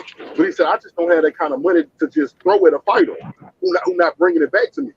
Bob Arum told us that he lost enough money that he can build a house in Beverly Hills from scratch. Yeah, he did him dirty, boy. He did him dirty. So y'all gotta understand, like, basically you gotta read between the lines of what they telling you. Terrence Crawford got spoon-fed like a baby. It got to the point where everybody else saw what Bob Arum was doing. Bob Arum took a liking to Terrence Crawford or what, but nobody else is willing to do that for Terrence Crawford. Nobody. And otherwise, they be just like when Tank said his quote-unquote contract was done, everybody was jumping at him. Yeah, I think Eddie Hearn offered him what, 20 mil or something like that there? Ooh, the boys were trying to get Tank. So I can say, but all them cats talking about their little Bud, man, they streaming his fights, man. They watching the highlights, man. Them all Bud fans back on behind on child support and always looking for a job. This dude, what's going on, Sports Brotherhood? He says Jackson Marinez upset tomorrow. You watch your mind, boy. You watch your mind. Jay Cooley says 50-50 fight. What's going on, Jay Cooley? And Ramon and Emily Jones says EJ calculated aggression. Bud has incredible time, and that equals explosiveness. This definitely do. I like it. And yeah, that's a good analysis. JV says Formula was Formula was Fornilla was 21-0 before he fought Porter. Formella. Oh, I got it. Talk about Formella. Okay, was 21-0 before he fought Porter. Winning records means nothing if the competition was weak. And that's what King Judah was saying. And let's see, Jay Cooley. I'm trying to get your thing to come in. He said the question is, can Eric keep up, and can Bud face hold up? You see how Kell Brook had that man's eye third round. Yeah, He said, "Can Spence keep up?" You watch your mind. Talk about can Errol keep up? What? Yeah, he said Bud keep up with him. Errol Spence got the higher work rate, not Bud. Hell yeah. And people, he Oh, ain't I like thought he was talking about that Kell Brook fight when he had his eye fucked up or something. You know, I mean, it's gonna be a chess match at first, but if Bud starts slow, I hate to tell y'all, you know what I'm saying. it's over. It's what they say. Take That's the L gonna out of love. limit. It's over, brother. It's gonna Bro, this thing. it's gonna take a knockout for Bud unless he's confident that he see a pattern or something, and Spence he can exploit. Because if he go out there with that feel out, I'm gonna just feel him out bullshit. If he don't come out there with a game plan, He gonna get hurt. He gonna have to. or because he gonna be down. He gonna be down if he starts slow. He gonna be down on the cards if he starts slow, and then if he down and he realize that he gotta get a knockout and he start taking more risk. Come on, bro. Like I don't know if y'all dudes know about boxing, but it's not looking good for Bud. Period. Yeah, it's not. Unless they wobbles. They used to seeing Bud. They used to seeing Bud, and I used to see Roy Jones Jr. do it too. You know what I'm saying? When he got in trouble, he was so fast. He could get himself out of trouble. You know what I'm saying? But when you fighting another motherfucker, that's when what's his name? Antonio Taffa came along. You know what I'm saying? And I thought this was just gonna be another win for Roy. And then he had the right length, he had the right, timing to get Roy ass up out of there. Roy wasn't the first to fight barely. You know what I'm saying? But I mean the first fight barely, but that second one, you know what I'm saying? He just caught his ass. You know what I'm saying? And this could be, it's always happens when you turn 35 in boxing. That's that magic. That's that magic number. If Bud can't figure out that jab, because he done struggled with jabs, in his career. If he can't figure out Spence jab, and he ain't pushed gonna back figure it out. You ain't gonna parry you ain't gonna parry no triple jab. Errol throwing triple. Yeah, that's what I'm saying. Like Spence got jabs like a piston. That shit not just no 1-2 jab. That shit like a piston. Yes, sir. And he moving I tell you one thing though, cuz Spence don't just jab. Errol better not. He better stop that lunging shit that he did with Ugas. That he can't do that shit. He gonna get caught. He got. I pointed that out in one of my videos that I made. I'm saying on Earl that showing that how he lunged that Ugas, and Ugas was tagging him too. It's just that Ugas just didn't have the power. You know what I'm saying? And EJ was able to walk through that shit. You know what I'm saying? Eat that shit and keep going. You know what I'm saying? EJ said that he was anxious. He was anxious because he wanted to stop it. So he got to stop it. Yeah. But I mean, I feel like Derrick James should tell him when you go in this fight, don't go in this fight looking to stop Terrence Crawford. Go in there to beat him. That's it. Yes, sir. But you know what though, Terrence? Oh, go ahead, bro. Go ahead. No, I said I don't think with the call pull counter was the same thing. I was thinking like some of the ways that say Bud could hurt him if he come in there over anxious, like you said, with that lunging and all that. But like my man said, I don't think he gonna do that this fight. I think he gonna let discipline be the way of the day. Well, the thing about EJ, he's always coming off something. He's always coming off a long layoff, and it always, even with Kell Brook, he came off a 9-month layoff. You know what I'm saying? The only fight I think he didn't come off a long layoff, and look what he did. That was a Lamont Peterson, and that was Ocampo. Knocked that boy down.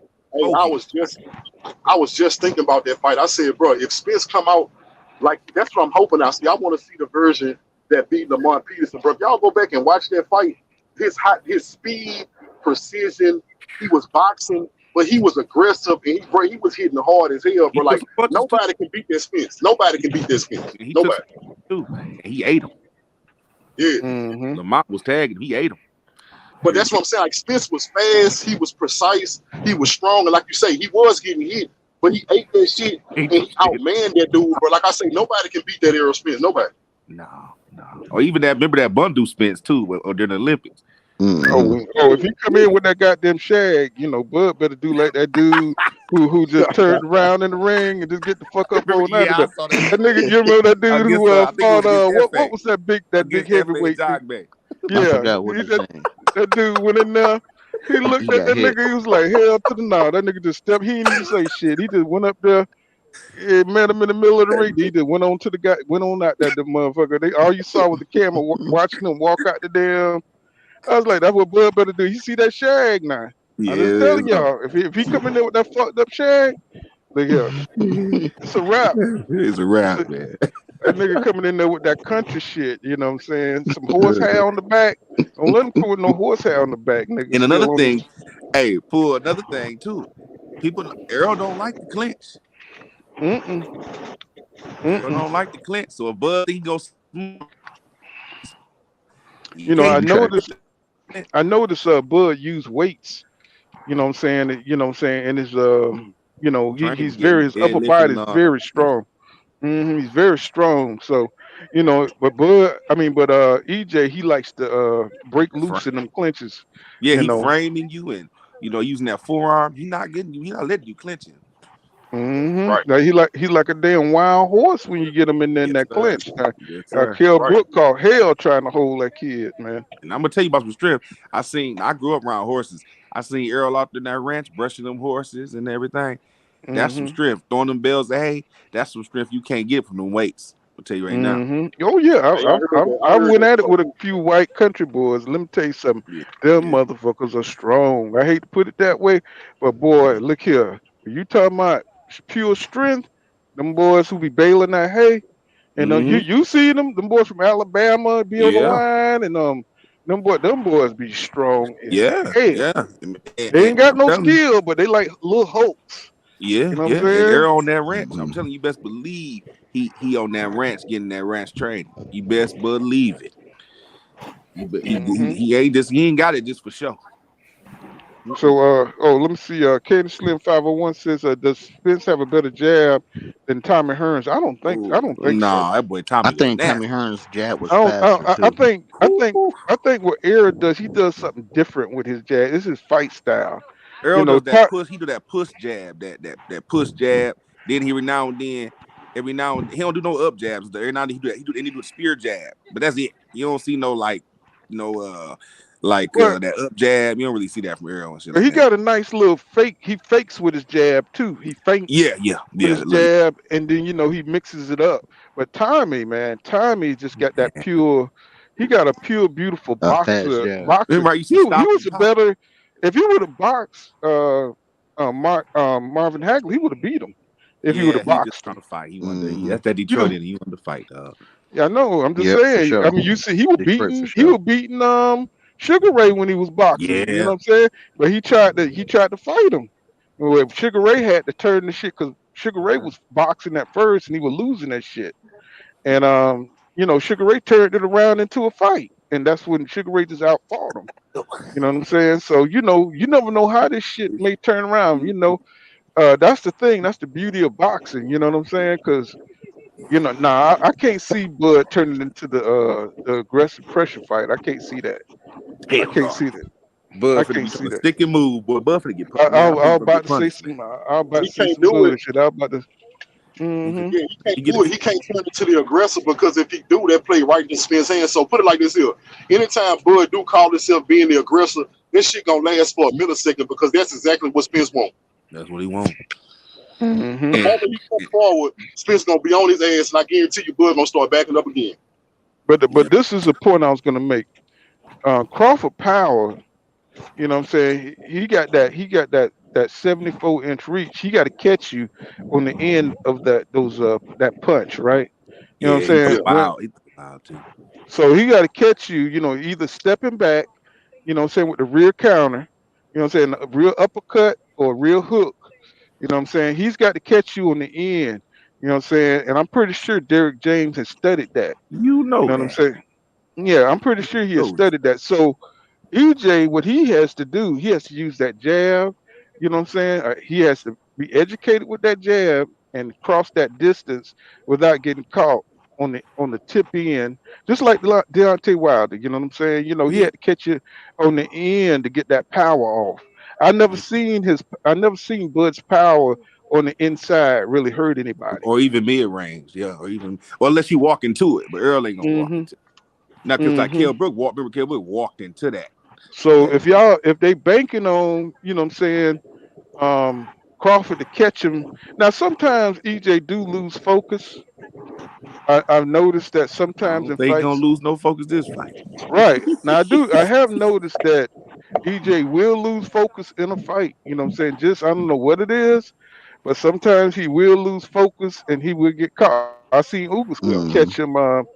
He was ducking, coming up on the other side. I said, why is he coming up on the other side? He already know Ugas gonna fuck his ass up on that side, and he'll get caught until he learn. You know what I'm saying? To go ahead and put that hand. That's why Derrick, I always tell him, stay focused, stay Right. focused. You know what I'm saying? Because he just lose focus at time. Not like Mir Khan, you know what I'm saying, but he will lose a little bit of focus Yeah. and get caught. You know what I'm saying? So maybe that's something Bud could work in his favor. You know what I'm saying? Other than that, you know what I'm saying, he get that openings because I don't think he's gonna have very many. You know what I'm And I'm saying? I gonna don't tell you what think I think it is. The reason he lose focus, I think by nature, in his nature, I think Spence is a brawler, and Derrick James trained him to be a patient boxer. Yeah, I When like he how you losing said that. focus, that's when he just see red, bro. He turned into a brawler. Yeah, I like how you said that. well, Yeah, yeah. Even how you because train, when you train he him to get be slow. turned up, yeah, because when he got hit, it woke him up. You know what I'm Yeah. saying? It woke his ass up. It's like he needed that. You know what I'm saying? To get his ass out that routine that he was doing, and and he turned it up to another level. You know what I'm saying? But the same with Crawford. Once he get hit, you know what I'm saying, he turns it up to another damn level. That's You know what bad I'm saying? idea with Smith though. So That's a bad idea. hey, you got two Super Saiyans. You got Vegeta and you got Goku, right? Yes, you do. Yes, You know what I'm you do. saying? So goddamn, Vegeta always trying to catch up with Goku and shit. You know what I'm saying? So, this is the perfect storm right here. Two motherfuckers who don't want the other one to outdo them, and they both strong. They got their strong points. Man, this is gonna be hell on wheels I'm right just here, glad. bro. I'm just glad. I'm glad it's in our lifetime, man. You know what I'm Man, saying? I'm trying to tell you. I was too young for Sugar Ray and Tommy and Marvin. I was too young to really appreciate that. But I'm just glad we get a chance to see it, man. Yeah. I just want to Yeah, ask a man. simple question, man. Why are we so confident that the fight gonna happen? Though? But that's a serious question. Like I'm not Man, trying to throw no shade on it, but I'm a realistic type of person, bro. Because I'm looking at all the facts I've gathered so far, but like nothing pointing to this fight happening. the reason I think I'm gonna happen because I believe in Errol Spence always accomplishing his goals. And I think that the sport of boxing needs this fight. And I believe I could fly. I believe I could touch the sky. Yeah. Because I feel like Errol, I think he's gonna do what it takes, man. I really do. And I don't trust Bud at all. I just don't. And that's sad, but I just don't trust the brother at all. In the ring, even or outside the ring, I don't trust him. Well, I think Bud feel like he'd have done enough in the sport of boxing. Yeah, that's what got me shook on him. Yeah, he went to the Hall of Fame thing and they done blew his head up. So he Yeah, probably didn't content if notice. it's I think this is a risk, at a zero, going into the Hall of Fame undefeated. And, it's weighing on him. Is it worth the risk? You know what I'm saying? Or do I you want to can't blame. go out? Can't blame. Yeah, you know what I'm saying? He might be thinking along those lines. If he don't get the money he want, bump it. You know what I'm saying? I'm good. I'm already, you know what I'm saying? I'm already, in the Hall of Fame. I don't need this fight. I sure hate it that he thinking like that, but Man, EJ got that boy making major life decisions right now. We so do. yeah, think about it. This is at the end of his goddamn career, and he getting a fight. He should have fought a fight like this when he was 22, 23, 24. You know what I'm saying? That's when he should have had this fight. You know what I'm saying? Not that he can't, function at 35, but you want to have all them kind of fights done, when you're a young man and, you could just, take your bruises and heal in a couple of weeks. When you're 35, shit, you're going to be in the hospital, chilling for a little bit, even if you win. Yeah. Even if you. See, Errol 33, ain't he? No, he's 32. Oh, yeah, that's a big difference. Yeah, I mean, yeah, go ahead. Go ahead, my brother. Oh no, I was saying, and plus, Bud be listening to these fighters that fought Spence, and everybody says that Spence takes something out of you. Mm-hmm. So he's trying to prepare for that insurance and everything. He's trying to make sure he got everything in order. That motherfucker. He ain't gonna be wrestling white boys for about 6 months. Hey, About 6 months. how much? What's the least each one of y'all would take to spar Errol Spence for 4 rounds? What's the least? What's the least you would take right now during this camp? The least what now? The least you would take to spar Errol for 4 rounds during this camp. Shit, it's gonna be some money, goddamn it. You know, I'm different, bro. I'm kind of crazy. I'll do it for $100. Man, they got to charge me. Hell no. Man, they gonna I'm just different, bro. I done boxed before, bro. I done got my ass whooped before. I can take this shit. Yeah, but the Errol Spence, man, that Errol Spence ass whooping a little different, dog. Yeah, man. Earl seemed like he different story. He seemed like he a nice guy, but man, y'all don't really know that dude, man. Once he get in that ring, you know what I'm saying, he seemed like he got a nasty side to him. You know what I'm saying? He look like he'll beat your ass up in there, you know. And that's what I like about him. It's in him, and I feel like, but it's in Bud too. He got the dog in him, but I feel like a lot of that was based on his environment. His environment, what he been through, got shot in the head, problem with his parents, and single mother, all that stuff built up. Like he said on Twitter, man, I see some also, man, I seem like I'm nice on the outside, but I'm angry. It's like, what the fuck, man? That's crazy. Yeah, but that shit can be beat out of you, man. Yeah. And that dog Errol got this brother raised in a good household, 2 parents, that shit just in him, man. That motherfucker, it's just in him. And I always take somebody like that when it's just in you. Same for me. I feel like I always seen the difference with them guys when I played sports. And ones, oh man, I'm saying I ain't eating nothing today. My daddy went to jail. It's like, okay, you got all this external motivation. Folk like Earl or Devin, man, they ain't got all that shit that's quote unquote gonna make you hardened. But they just born with that spirit in them, man. I just feel like I'm gonna take that any day. And I feel like with Bud, he got all that chip on his shoulder, man. That shit for the birds. That's gonna get you hurt, man. Right, because I'm gonna tell y'all right now, a lot of people ain't looking at it. They talk shit about Devin Haney, bro. But as far as like how you said that fighting spirit, to me, this is my opinion. Bro, Devin Haney the closest thing to Muhammad Ali, bro, with his fighting spirit. Yes, sir. That dude ready to fight anybody, anywhere, and he don't have an ounce of doubt in himself. He don't have an ounce of it. Yeah. But torso not going to hold up if he don't get out of there. Let me read some of these comments. Not a crash says Bud torso ain't gonna hold up if Bud don't get out of there early. Get out there early. But that man Bud gonna be on a damn Geico commercial, bro. They gonna have him in a full body cast eating Oreos, man. With the tongue out, man. Dan 10 said this Spence detached retina happened inspiring. That's what I heard. You know what I'm saying? I don't know for sure, but I was watching. Errol said it. He said he was sparring, and then he was like, it was getting blurry, and he said he just kept on fighting through. He said no, it's on YouTube. He was talking about it. And you know what my theory is on that though? Y'all remember when everybody said he wasn't gonna box again, so he had to get multiple evaluations just so he can be cleared to box again. I actually believe that detached retina happened in that rig. Me too. Yeah, me too. This camp did that so the doctors wouldn't, declare him not fit to fight. Because he didn't even go to he said he didn't even go to rehabilitation. He just did it his damn self. Man, if that don't tell you this dude, yeah, man. That's a different dude. Candy Slim 5. Say what you want about Danny. That boy Danny can crack. He can fight, man. He been in the game. He beat, like I said, he beat Bud in the amateurs 1-1. The motherfucker can fight. And then they say Ugas, bad boy. They say, oh, man, Pacquiao was washed up. Same motherfucker just dropped damn Thurman a year and a half before. So Pacquiao, bad boy, older age or not. So Errol come back through both wrecks and all that hardship. Still got fuck getting in the fight. He still got in the gym and put himself through all that hell, man. Then got in fought top competition after all that, man. I don't give a fuck what nobody say.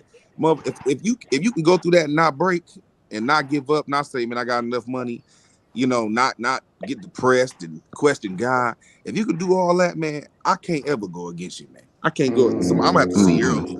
I can't go against no man flopping no damn car like that. Get off the concrete, get his teeth fit. Nah, I can't, man. Hell. Yeah, I was trying to pull a few on that. He didn't want to tune up. I got a cousin right now. This nigga been through a car crash like that. This motherfucker don't want to do nothing with his life. This motherfucker Earl got back in the gym. Yep. Yeah, shit. Yeah, I told miles, Pool a few 6-minute lives ago. pace. I know 2 people like that, and they didn't make it. Hell, that motherfucker. Hey man, he got the hand of God on him, dog. It's destiny for that boy. Shit, that ain't nothing. I got a goddamn Bud got shot in the head though. Bud got shot in the head, remember? Yeah. Yeah, Bud got shot in the head. Yep. Shit, that ain't shit, man. I got a cousin that keep getting good jobs and shit after damn 10 months layoffs and shit. You know what I'm saying? That nigga get job after job and shit. I was like, God damn. Poor dog, he a fool, man. Let me see. You know what that mean? How poor count? What's that? He done mastered the art of bullshit, the motherfucker. He can go right up in there and get that job. I'm talking about, man, he done been a bus driver, he done been a truck driver, he done been a goddamn executive at the university. I'm like, damn, what the hell? This dude. He a grade A bullshit. Yeah. I don't know how the hell he be doing it, man. I'm like, damn. Yeah. Okay, Roman and Emily Jones says, I've been saying that this fight is going to look like the Peterson fight. He said, but when Bud get tired, it's a wrap. And who's real? That's his link right there to his page. You know what I'm saying? You know what I'm saying? Y'all subscribe to Who's Real. And Jess Lewis says, sometimes you walk into a shot because you want to see what the other boy got. And you know that's some era. Sometimes I do believe he want to feel, you know, your hardest shot to see if you could take it. You know what I'm saying? And if you hit him good, hit him with a good shot, you know, he could gauge your power, and then he know if he can walk you down. You know what I'm saying? How he gonna walk you down? Yeah, that boy Earl got screws loose, man. Hey, you got to be crazy to be a fighter. Period. Yeah, because I saw saying? him laugh. I saw him laugh when Peterson hit him. Then I saw him laugh when Ugas hit him. Oh, did. He's smiling in the ring and shit. Hey, I remember growing up, man. I'm from Flint, man, and I used to go up there. Like Okay, I'm from Detroit. Clarissa, man. You know, she graduated 2 years after me, but we used to go up to Burston, man. You know, all the community go up there and fight. And I remember Cat told me that, man, you gotta feel his power, see the guy. Man, I felt that shit. I said, nah, hell no, man. I ain't trying to feel no power. You know, you gonna feel it either way, but I'm not about to just feel it. And I know cats who was like that, you know. And so Marissa, man, the trip, I can't wait to see fight coming up here, and I think October, you know. Yep, it's coming up. She a bad girl. Even growing up, she was beating the dog shit out of dudes, man. I went to Central, she went to Northwestern, but I'm telling you, man, I think Clarissa been sparring boys, man, since we was kids.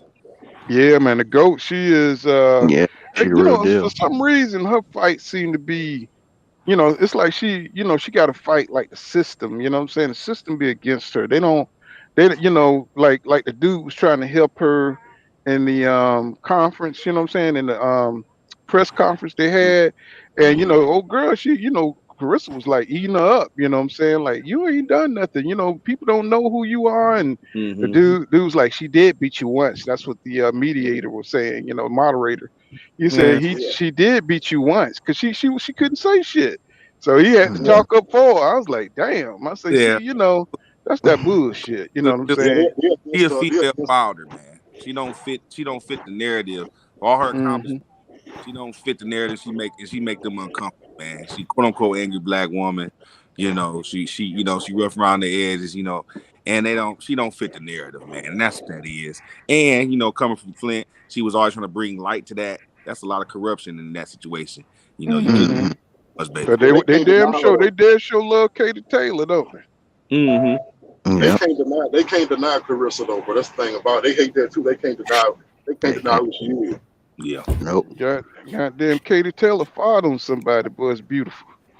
God damn it. You know what I'm saying? I can't stand that. I'm like, okay, let's let it keep on going because she already lost, in my opinion, to that Susan, whatever that lady named Susan something. You know what I'm saying? That lady was beating her ass, man. I was like, shit, they still gave it to Katie. Who was Katie Taylor? That's the one who fought Amanda Serrano or no? That's Eddie. Yeah, that's Eddie Hearn fight. Yeah. That was a good fight too. I think Amanda Serrano won that fight. Yeah, I thought so too, but you know, it was iffy. You know what I'm saying? It was iffy. You know what I'm saying? It was a damn good fight though. I was proud of Katie. You know, I was like, okay, you got a little grit now.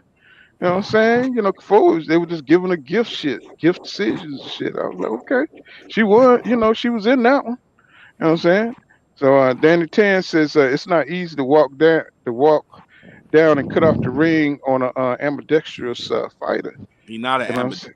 He fighter. only switched one time though, so Spence ain't got to worry about that. Yeah, he not ambidextrous. Like Boots ambidextrous. He literally switch. Or Marvin Hagler was ambidextrous. He would, switch literally in the middle of punches. Tyson would do it, with his style. He not an ambidextrous fighter, bro. He literally when he switch, he stay. I He ain't think switch. Boots is more like ambidextrous than Yeah, Crawford. throw a hook and stay there.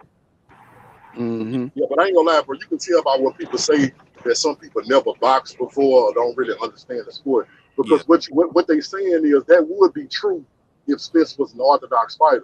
What they don't understand by Spence being a southpaw, the majority of the people in the world are right-handed, right? Yeah. So if you left-handed, you spend your whole life fighting right-handed. So you know how to fight somebody who's right-handed. And so the times that Spence did meet other left-handed fighters, of course, he understands how to fight left-handed fighters. Now, you're not gonna throw him off by switching.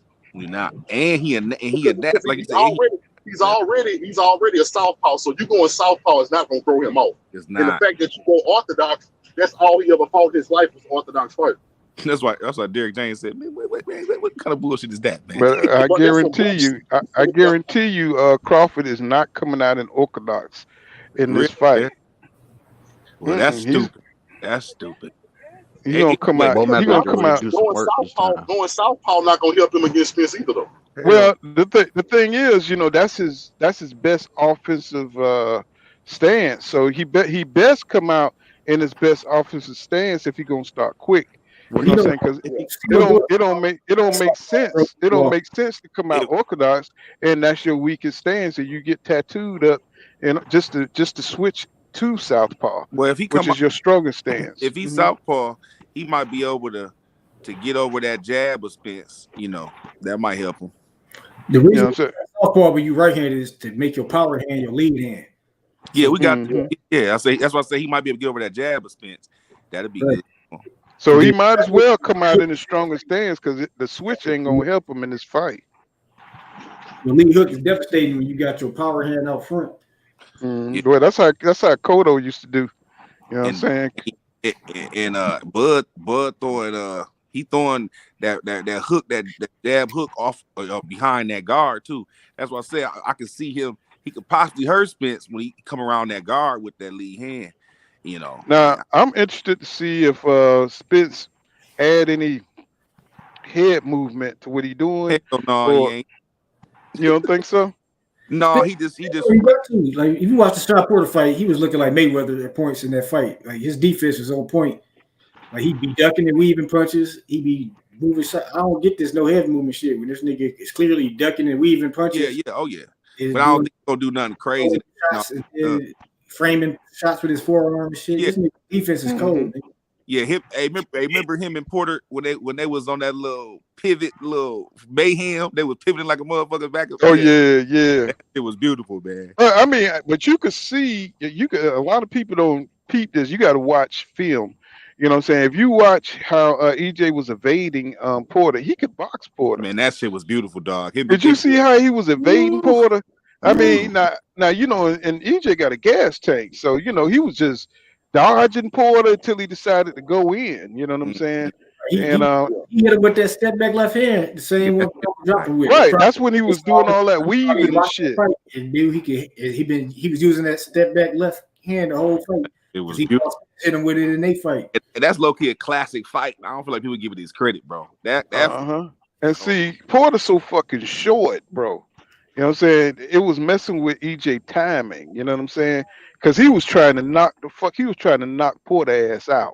Yes, he was. First 2-3 rounds. Hard to get the knockout. He was trying too hard to get the knockout. Yeah. But a lot of people, man, they talk about that fight and they say stuff like, well, Porter made it hard for him. No, EJ made it hard for himself. Because you watch that fight, bro. EJ barely ever threw a jab in that whole fight. Yeah, he had no plans on Did you see how close some of them damn punches was and the timing on them fucking punches? I'm talking about if it wasn't for Porter being a smurf, he would have been hurt.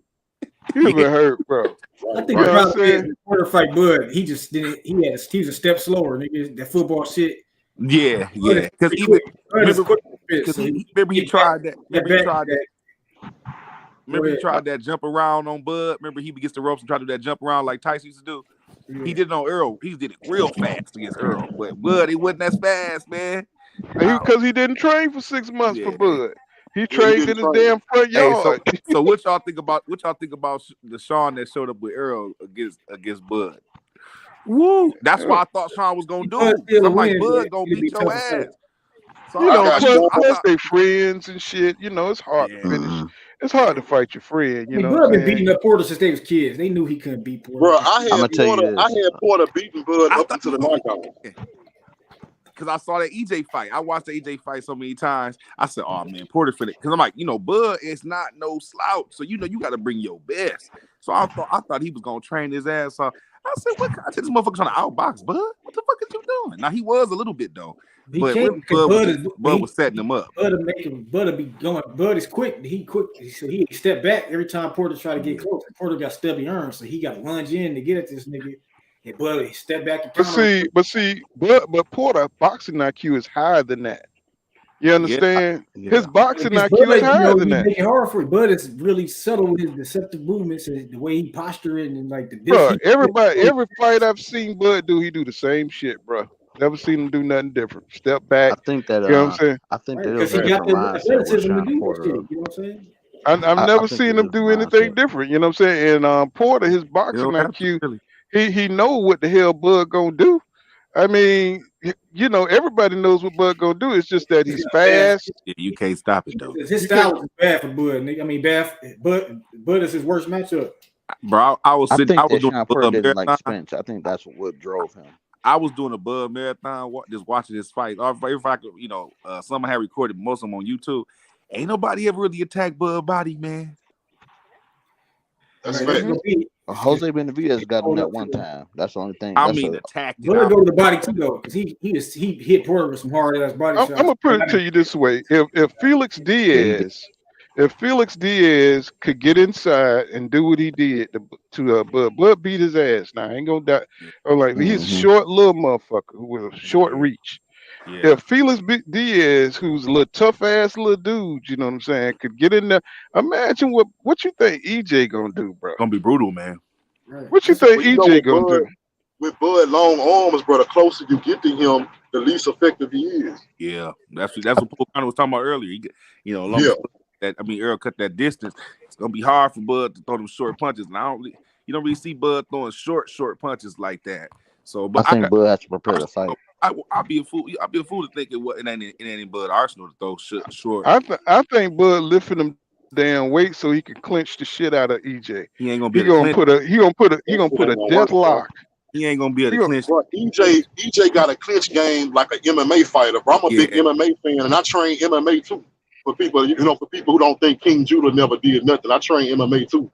But the way he can pummel in the clinch, like he pummel in the clinch the way a UFC fighter can. Yeah, I ain't never seen no boxer do that. Terrence Crawford is an elite wrestler. He could have been a gold medalist in wrestling if he didn't choose his boxing career. His son is like the top wrestler in the country right now, working with Daniel Cormier. But I wrestle, he's a beast, nigga. That nigga strong as fuck, nigga. I know. He definitely be a master role in the clinch, nigga. Like, that ain't got nothing to do with what I just said. I just said pummeling in the clinch, but I know you don't know what that means. I know you don't know what I'm talking about.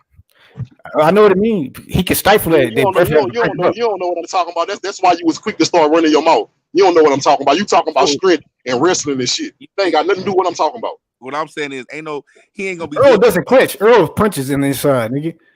You know what I'm saying? Earl frame niggas with his elbow and his forearm and shit, pivoted around, hit niggas with body shots and shit. Yeah. He don't clinch niggas. He all combat, nigga. In the inside. You seen what he did when Kel was trying to grab him, man? But motherfucker with the bucket, I like, God damn! And it was late in the fight.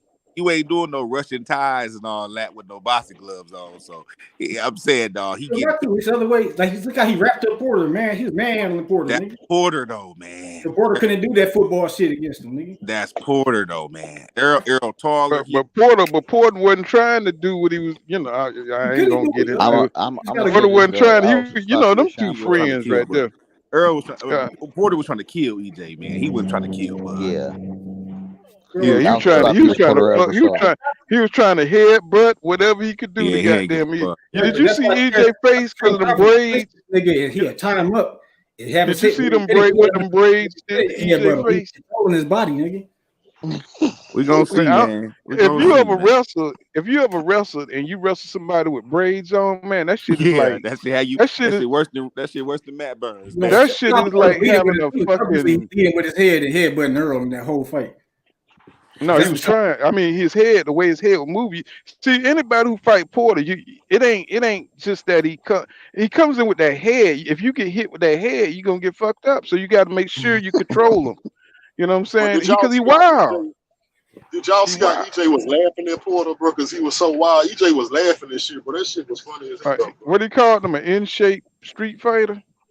Football player. He's swimming. Football player.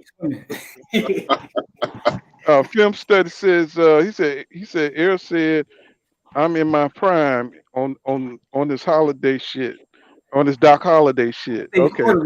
Errol Spence worst matchup with his style, his Bud style favor against Porter, nigga. That's all the shit was. Yeah, I like that Doc Holiday shit, nigga. You saw how he grew his mustache. Don't go around here, loud dog. Let me see. Film study says he said the question is how long will Bud be on his back foot until Errol breaks him down. He said that fight went to purse bid. You know what I'm saying? Laughing my ass off. Bud is a dude and a fraud. You're gonna go into purse bid with your best friend. What the fuck? He said. Then Porter brought Bud on his podcast after the fight. You know they friends, bro. You know what I'm saying? Cool. Hey, they on some weird shit. Them niggas weird. Ain't nothing wrong with that. Nah, I think Porter and fucking Thurman on some weird shit. He loved Porter. He loved Thurman. You know what I'm saying? You say anything about Thurman? Well, Thurman's smart. Thurman great. You know what I'm saying? You know what I'm saying? He be talking about Thurman is the smartest guy. He took his mouthpiece out. You know what I'm saying? Put it back in. You know, who does that? I was like, man, what is wrong with this dude? You know what I'm saying? Man, Porter he just try to be a motherfucker. I don't know what they call the shit, but he just try to be the perfect analyst. Yeah, he just try to be non-combative, complimentary to the Knicks. Nah, I've heard him more than once talk this crap out. It's almost like on some, you shouldn't be that in awe of a fighter. You know what I'm saying? And I don't see shit that Keith does in the ring, but he's a smart boxer. But, he thinks Keith is like the creme de la creme or some shit. You know what I'm saying? And he talks about making it better. Is Keith really smart, or is he fast, long, athletic, and he move around a lot? Because, I don't see Keith setting up big punches. I don't see him slipping nothing. I don't see amazing defense. None of it. Hey. No, he's just athletic, fast, and he can stay away from you once he got you on the scorecards. That's what I'm saying. But to most people, bro, when they see that, they associate that with intelligence. Bro, that's the part I don't like. If you talk to a casual fan, you can show a casual fan somebody who's very fast, way faster than their opponents and got supreme athleticism. And you can show them somebody who's slower, but a better cerebral boxer. And most people say that the fast guy is smarter. Right. So film study says EJ trained with who is that? Usman. That's the welterweight champion UFC. Yeah. Derrick James is his boxing coach. Yeah. What's going on, Mike Biggs Boxing? Y'all subscribe to Mike Biggs Boxing. Got some really great content over there. Derrick James. Oh shit, I didn't know that. Yeah, they've been down there. They've been training. Yeah, Usman always shooting them out and stuff on Twitter and all that. So you best believe he's going over the clinch game with him. Hey, that make a lot of sense, bro. But that boy Usman ain't no joke either. Hell no. Shit. Hey, I got to get on down, fellas, but I'm gonna say this before I go. Great content, Punch, as always, man. That's what's up. All the fellas had some good stuff, man. Even the little back and forth was good. But hey, man, Hasim Rahman Jr. better not take no extra money to throw that fight against Jake, though. That's what I think Jake been getting everybody. Man, Jake Paul could be. Jake Paul is no different than somebody who started out in their boxing career. Only he was already famous. It could be. Y'all think he gonna take some little side money to let that boy get that win? Man, he better not. Junior ain't that good. I seen that doghouse fight with him. He ain't that good. Well, and I tell you what, I think Jake Paul, bro. Jake Paul got that kind of money that make people do shit like that, bro. He able to show them that kind of money. And that will do something for Rahman Jr. career though, because if they show he willing to play the game and all that, that's gonna open a couple doors for him possibly. But that's his name on the line too. Listen, if Jake Paul really want to prove something, fight Anderson Silva.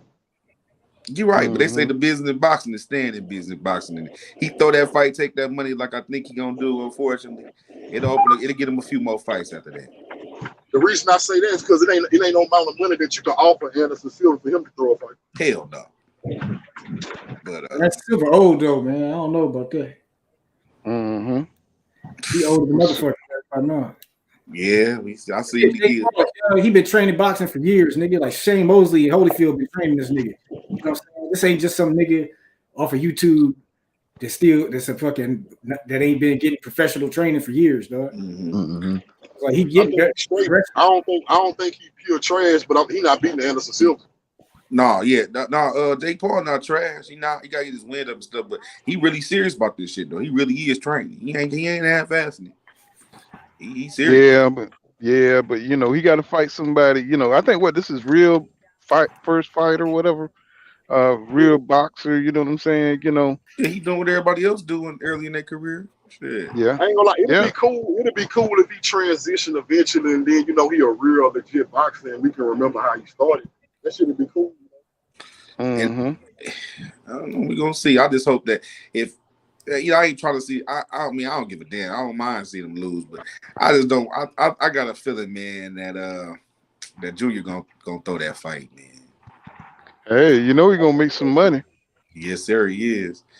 Yes, sir. I heard he got stiff for 75 million, some shit for the last fight he had. Mayweather.